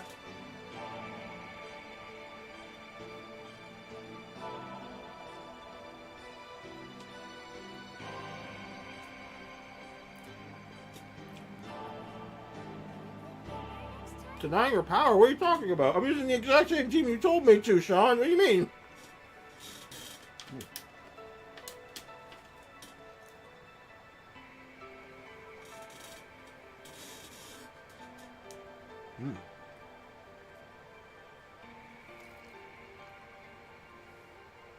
Can we play Banker next time? Indeed, DBZ fan, that's exactly what she's doing.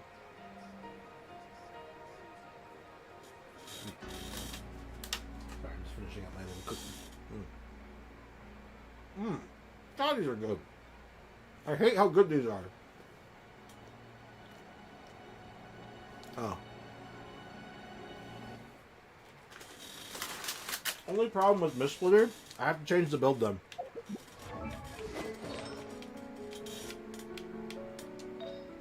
I don't have a crit rate one of these. So I have to like rejig everything and that gets weird. I'm just working with what I got right now, that's all. What do we want to test it on? I guess Chicken Boss would be good, right? She actually has a pretty good showing against this guy, so this should actually be a really good option, right?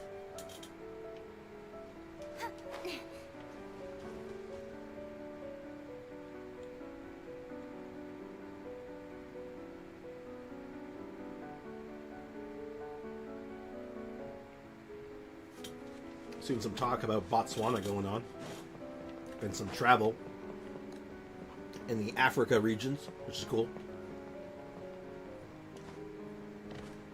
Biggest South port in the biggest export in South Africa is South Africans. Wow, This way through a little. that's kind of funny. I'm not gonna lie, that's savage. Seems like an emergency. Speed of light. Cut to the chase.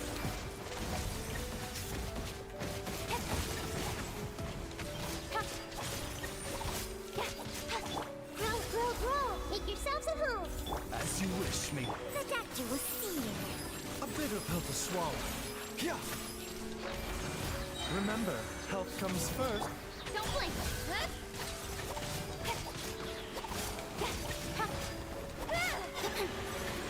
Decent. Also destroys Dendro Cube. True. We can fly over Dendro Cube. Is there any other bosses that might be more exciting than Dendro Cube? Dendro Cube has a lot of downtime.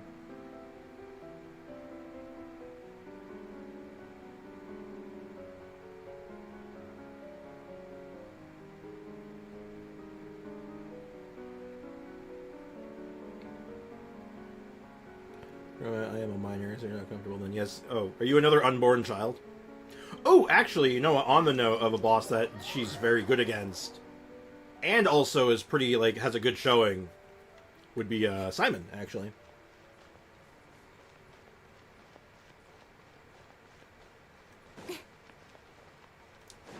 Mechanical Array also would have done it, but I think Simon is like, this is like one of the few teams that like, ooh, this is a really good showing against Simon. I can't ask for a better one. This may hurt a little. The Temple of Wisdom. Mind the side effects. Nowhere to hide. Hey!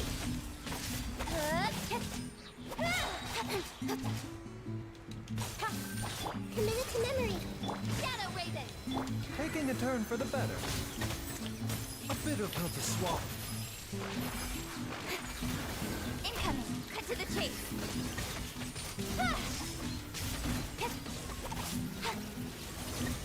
Pretty good. Simon is best doggo.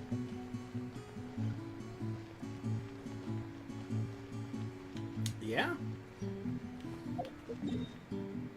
Easy to forget. Kaching's pretty solid. Even like in the early days of Genshin, Kaching was pretty good. She just fell off really hard. Mech dog. He's a mech Dorito. I think I'm good with 2 bosses. Maybe I can grab one more. You know, I'll get a couple seconds of perpetual array too. Why not? My fastest timing of this boss run was like 10 seconds using an AFK team. I love AFK teams. They're so funny. Spam 100 if you play Minecraft. I'm streaming right now, so I can't, but I used to play Minecraft. Does that count? I can't spam for myself. Grow. Sharing my knowledge. The doctor was singing. A bitter pill to swallow. Seems like an emergency. Speed of light. Nowhere to hide. Also, I really like the tech of like throwing the skill out and then doing the burst, and then firing the secondary hit of the skill for like maximum uptime. This may hurt a little. The Temple of Wisdom. Wings of Darkness. Don't blink. Cut to the chase. Hey, it looks cool and it's also efficient. Yeah, I'm pretty comfortable with that. I feel good about that. AF teams are my interactive game, indeed. We need a fun Navia team. Do you want a good Navia team or a fun Navia team? Because I can give you a good Navia team, but it might not be to your tastes.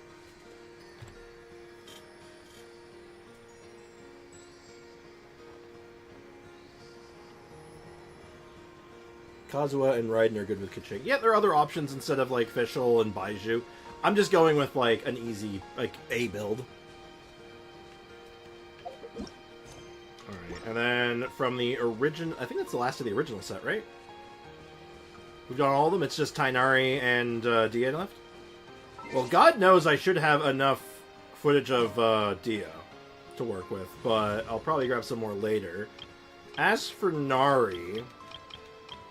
we'll do Nari a little later. I guess we can do Tainari now.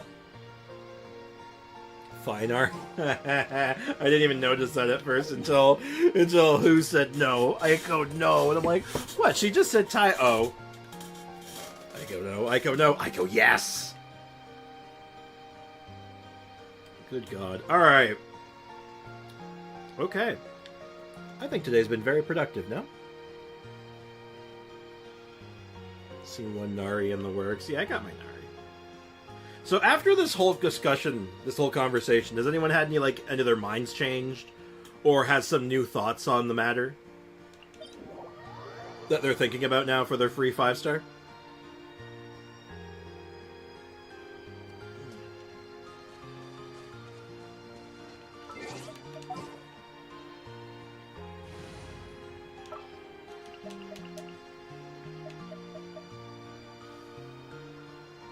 Sorry, just... I guess I'm still experiencing the pains.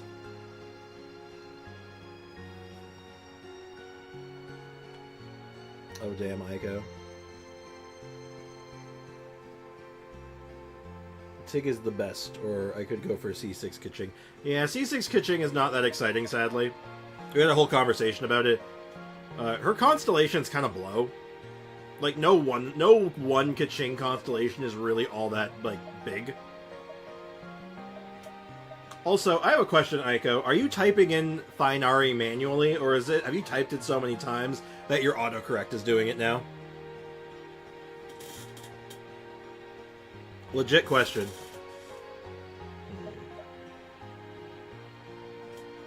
It's autocorrect. I honestly believe it. Okay.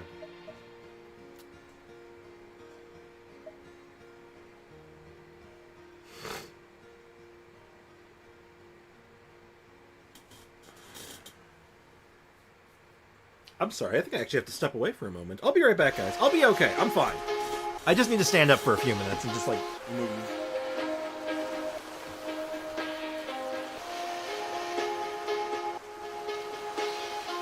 Stretch my back out a little bit.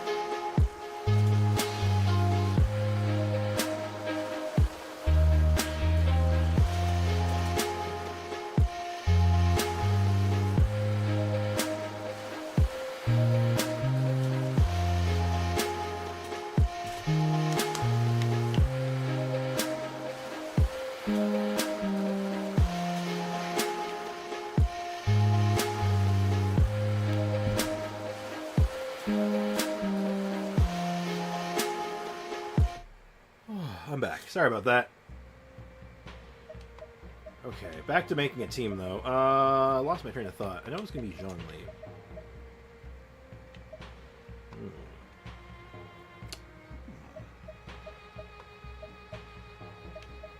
Alright, what if we just did, like... Zhongli... Official... Actually, we'll do Beidou. Beidou, Bennett, and Dignity. What shall we do? I think my Tainari's artifact should be fine. I'll double check that. No, I borrowed one, didn't I? I borrowed his Dendro Cup. His Dendro Cup's on Emily right now, isn't it? Yeah, it is. I need another Dendro Cup. Uh-oh, SpaghettiOs. Or no, I can use the EM Cup, I guess. Do I have a good, like, EM Cup I can roll? I probably do.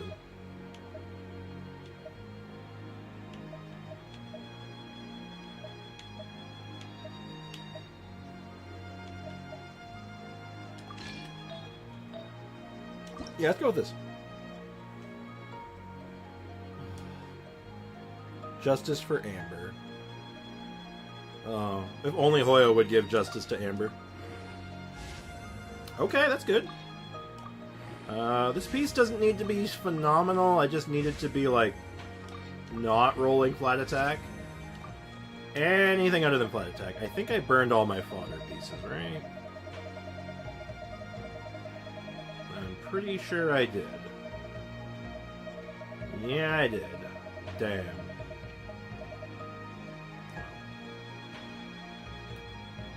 Guaranteed.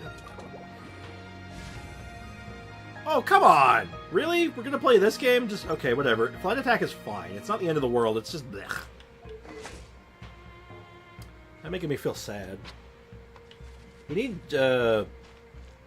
forget justice for that one Tainari artifact. Like, goddamn.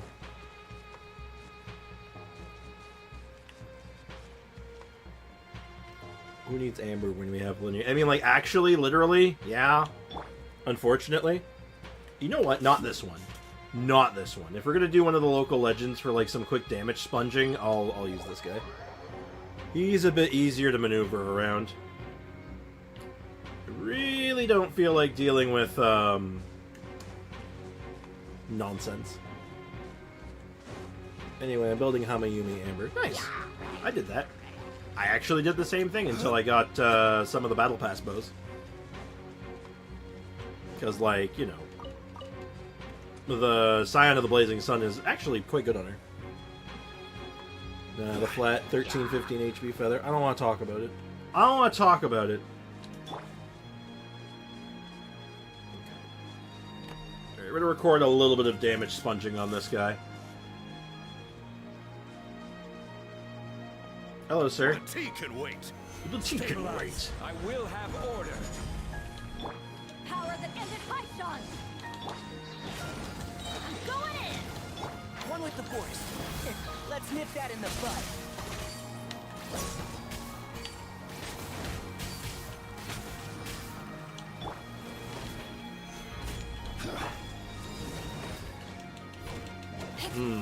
Getting Beto's burst up is pretty rough when you don't have other, like, good batteries in the team. Probably should have just gone Fischl.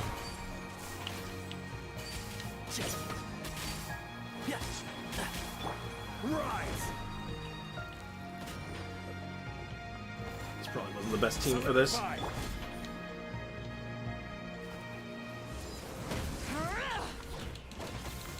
If I get good parries, I can make up the difference, but...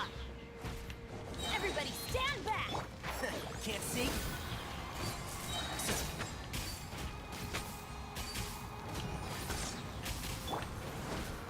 We're getting some lag, too. Man, I was going to get lag on this guy lately. There we go. Perfect parry. Man, I cannot seem to get their burst up at the same time. I'm also dropping frames.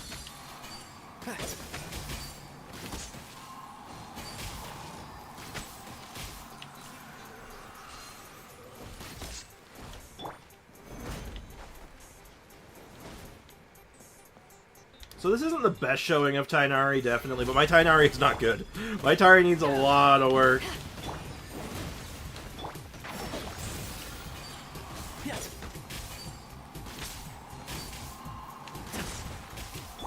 But, like, I'm doing alright. Like, you got, like, the numbers are fine. Alright, have a good day at work, man. Thanks for hanging out, Brick. Hello? Back at ya. Let's light it up.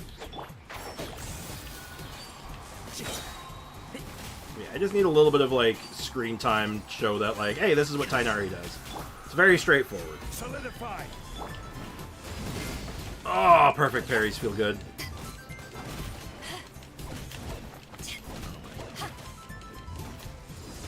Okay, I just want to get enough energy to burst. Alright, there we go. I want one full rotation on this at least. Power that ended Python. I'm going in. Perfect, I'll uproot you.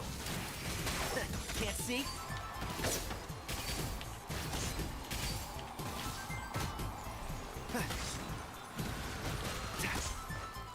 yeah, I'd say that's good. I'm pretty happy with that.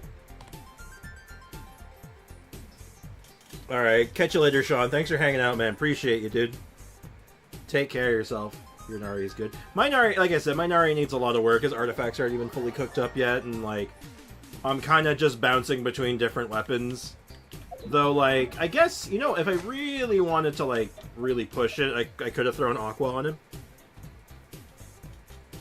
Like, dropped an Aqua Simulacra on him and just, like, gone with that, but... Strix, do a screenshot deluge, please. Perhaps another time. Perhaps another time. I've done many screenshot builds before, though. I'll do a deluge one eventually, but I don't think we're running a little low on time. That's why. So I want to get, like, some Dia gameplay in before I have to wrap things up. What's better for Farazan? Elegy, Favbo, Viridescent Hunt, Hunter's Path. Probably Elegy. It's Elegy. Elegy, and it's not even close. Favbo would be, like, your second best. But yeah, definitely Elegy. Is Songai Star getting a collab with Fate? I heard rumors about it. I don't know. I haven't heard much about it since. I think so, though. So should you be willing to help me farm on EU tomorrow? I have not really been logging on to the EU account, so I'm going to say probably not, if I'm going to be completely honest with you. I'm not gonna get your hopes up, so probably not. But yeah. Genshin and Logitech are collabing. Yes, they're making some like some custom like mice and stuff. I think it was mice, like different like stuff. Like there was some stuff I was seeing there, and I'm like, ooh. I hope that's available outside of just China. Yeah, no, that was a bit a likely story. I guess I'll use Mr. Local Legend again for this one, but this will go a lot different because my Dia is cracked.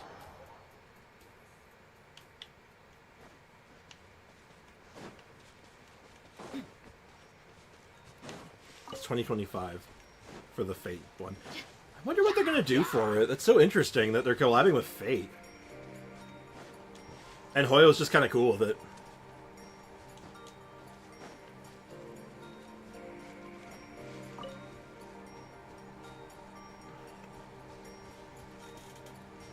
Oh my god.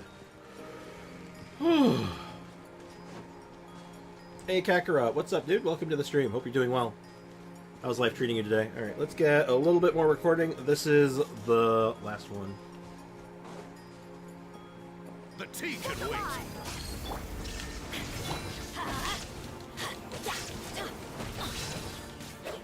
Let's light it up! Teamwork is strength! Final warning! Hands where I can... You're dead meat!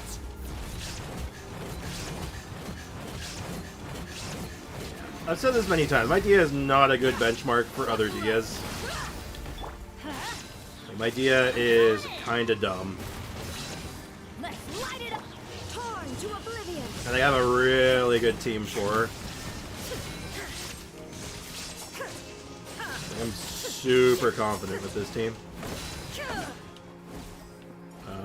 Now I know you'll teleport sometimes. There we go. Ow! Most of my health. Let's get it on! See, that's what happens when you don't have your Dia skill active. Stop right there! All of your bones become liquid. Gloves off!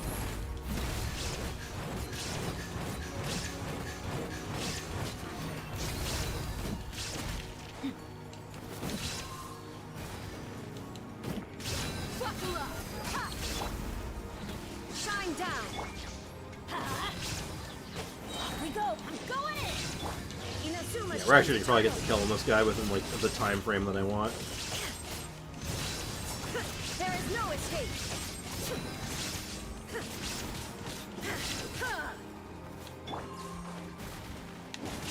Everybody stand back! You're dead meat! Peak physique.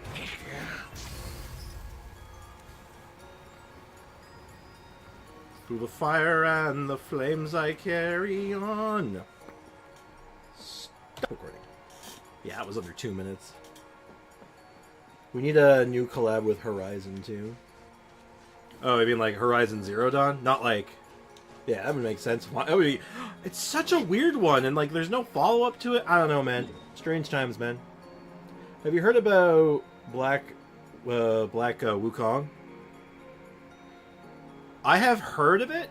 I've seen it advertised on Steam. It's reviewing incredibly well. I haven't put a lot of thought into it, though, because it didn't catch my attention at the time. Though that's mostly because I haven't really looked into it. Beyond just, like, the peripheral, like, quick glance of, like, oh, that's a lot of really good reviews. I don't know if I'd try it for myself. I don't know if I'd do it on stream or anything, though. Because I've said this before. Streaming other games is... I like doing it, but it doesn't always go over well. So I have to be a bit weary. Chinese Soul Games looks cool so far. It does look cool. Because I remember seeing some old trailers for it back when it was still coming out. I remember that. And like I said, it's reviewing very well, so... Someone want to send me a $20 Steam card. For what? What do you need a $20 Steam card for? Also, don't ask my chat for money. Don't ask my chat for money. I don't even ask my chat for money. Ignore the thing above my head, because I don't actually ask for this. This is just... It's just there. You can ignore it. You can legit ignore it. I don't care. The Hunter COTW. The Hunter COTW. What is that? Yeah. Ask me for money so I can tell you no. I don't have any money. I don't have any money. I don't have money. I'm poor. Also, I have mail. I forgot to check this. Oh! It's Farazan's birthday today. Where's Osti? Why did Osti not go off on like a tear talking about Farazan's birthday? Frankly, I'm disappointed. Oh, Call of the Wild. I'm not familiar with it. For the past few days, quite some students from the academia have been approaching me to say happy birthday, Madame Farazan. Regardless of their academic prowess, they certainly exhibit a commendable attitude towards their elders. Indeed, I am quite pleased. Seeing all these well-behaved young people naturally reminds me of you. Have you recently tackled any new mechanisms or puzzles? Yes. Oh, and are you heading to Natland soon? Everyone's mentioning that. Wherever you go, remember you have my personal endorsement. Your skills and talents are rather exceptional, so I have great confidence in you. However, much like in research, planning ahead your adventures is always beneficial. I recall there are many ancient texts that document the remnants of the secret source in Natland, so I compiled the key points into this book for you. Take a close look at it, and feel free to ask me if you have any questions. Just address me as Madame Farazan, and I'll be more than happy to provide an exposition to them. This book. She got me this book.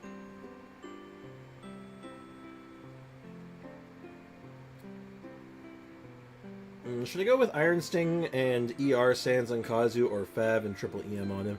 If you're doing Fav on Kazuha, I generally recommend you have a crit hat on, because you really want to get that proc. So if you go Fav, make sure you have the crit rate to back it up.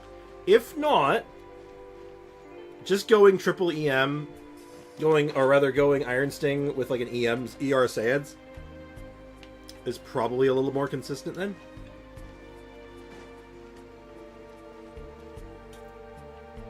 Why don't you have Iron Sting? Just make it. It's a crafted weapon. Just make one. Just make it, Forehead.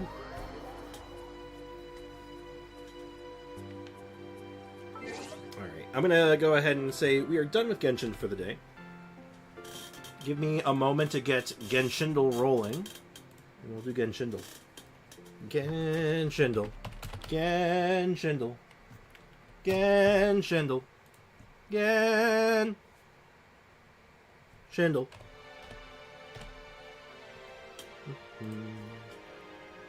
Ba ba ba ba. Ba ba ba ba ba. They don't have billets. Just get more billets. Why is stream ending? Well, it's not ending. We're still got one thing left to do. We're gonna play Genshindle and we're gonna wrap things up. Fav gives like 61 ER, where ER Sans give 51. Is it worth it? Yes. I would say it's worth it if you're going for the double EM Iron Sting setup. Always Eula. Literally never Eula. Always Albedo.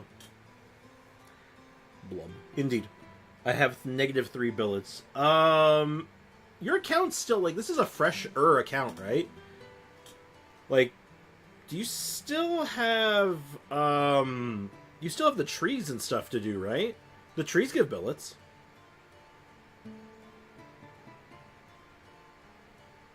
Zhao? Could be. Could actually be Zhao in this case. Could be a few other characters still, too, but let's go with Zhao. Oh, no, I didn't realize what boss Zhao uses. Newer than Zhao. But it's a slightly... Who came out towards the end of the 1-point patches that was from Liyue? Like, this is probably like 1.5, 1.6. Tortellini? Tortellini is not Liyue. Technically. He also uses this boss. I'm pretty sure he uses his own boss. Yanfei? Maybe. I don't know what patch Yanfei came out in. It was Yanfei. So she came out in 1.5. Wow. Love. He blew his cover. Get him, boys. Jimmy blew his cover. Get him, boys.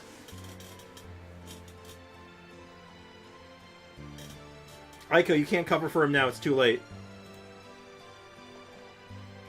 Yeah, good catch on the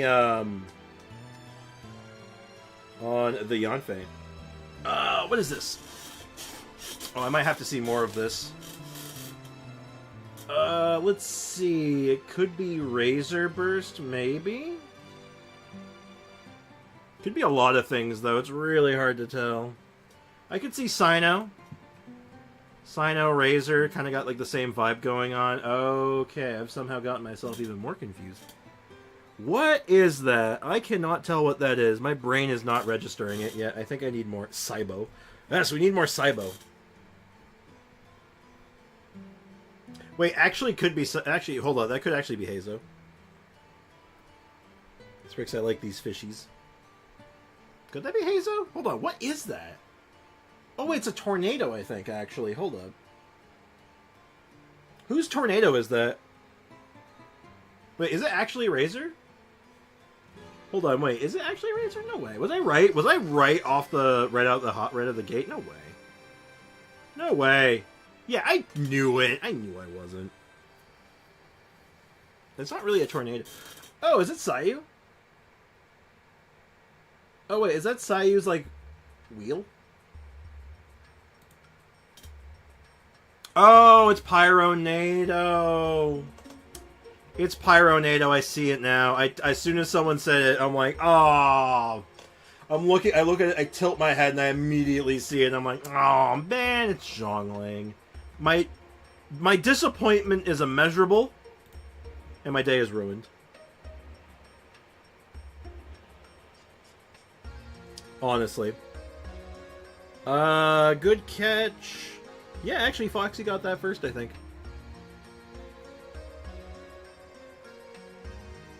Oh, man. My day is ruined. I'm just upset now. Every time I see Zhongling, my day gets like, immediately worse. I got the emoji one right on the first try, dog. Well, no spoilers. No spoilers or I'll have to remove you.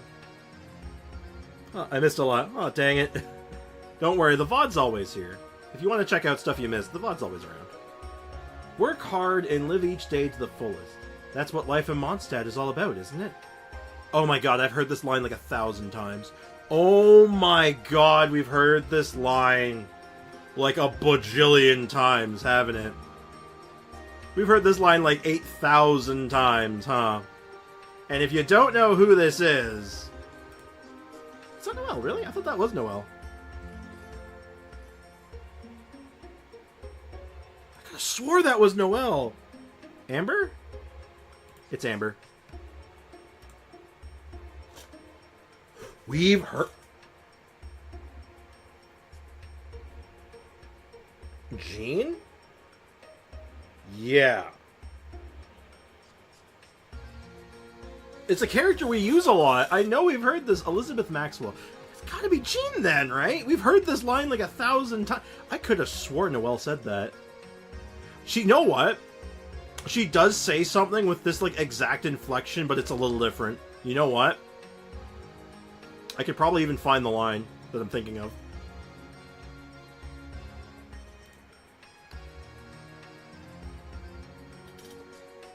Is it Venti? No, he wouldn't tell you to work hard. Venti wouldn't tell you to work hard. That's ridiculous. That's ridiculous.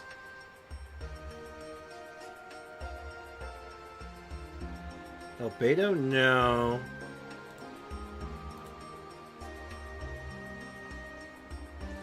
Elizabeth Maxwell. That's not Bennett, right?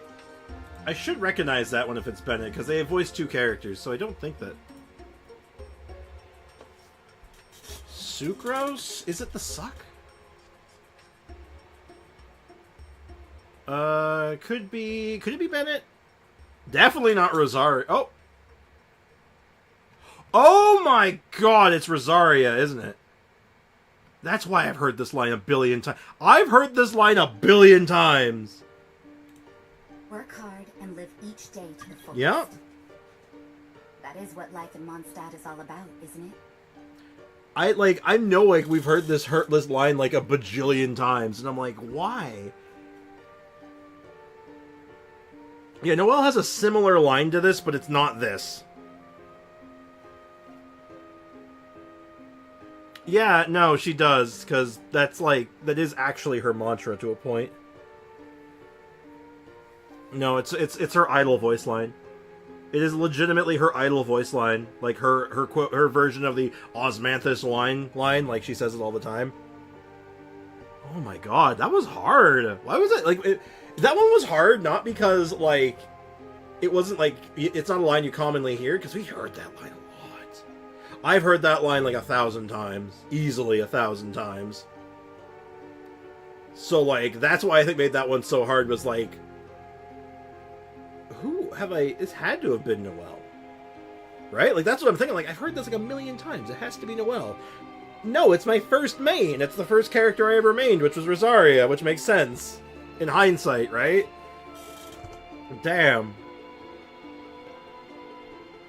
Alright, emojis. Oh,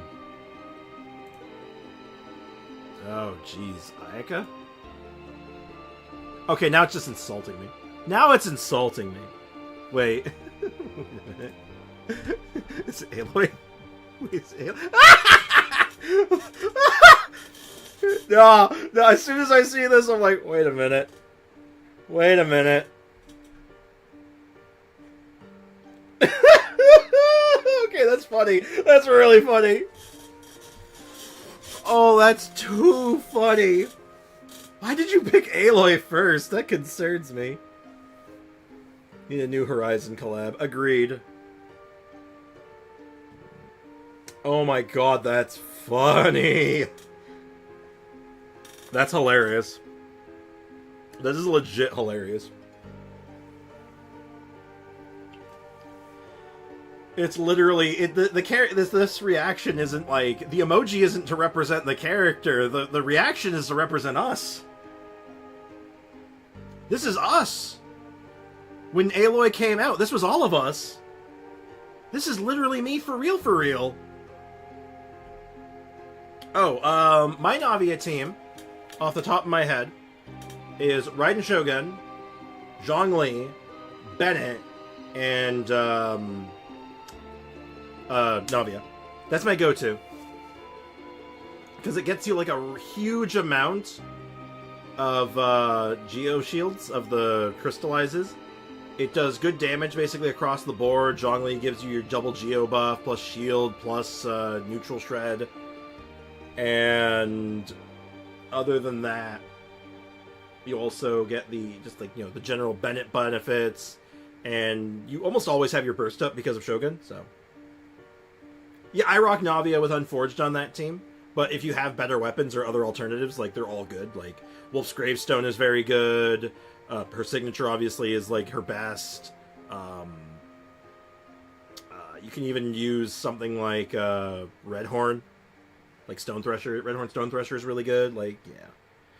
Yeah, you got R5 Verdict. I really don't think weapon is, like, a problem for you. I think you can do whatever you want at that point. Yeah. But anyway, that's the team I go with. I like it. It's got a really good flow to it, and it's like you basically almost always have, like, max ammo, like, every time, because Shogun's is just generating crystallizes like there's no tomorrow. Serpent Spine's good.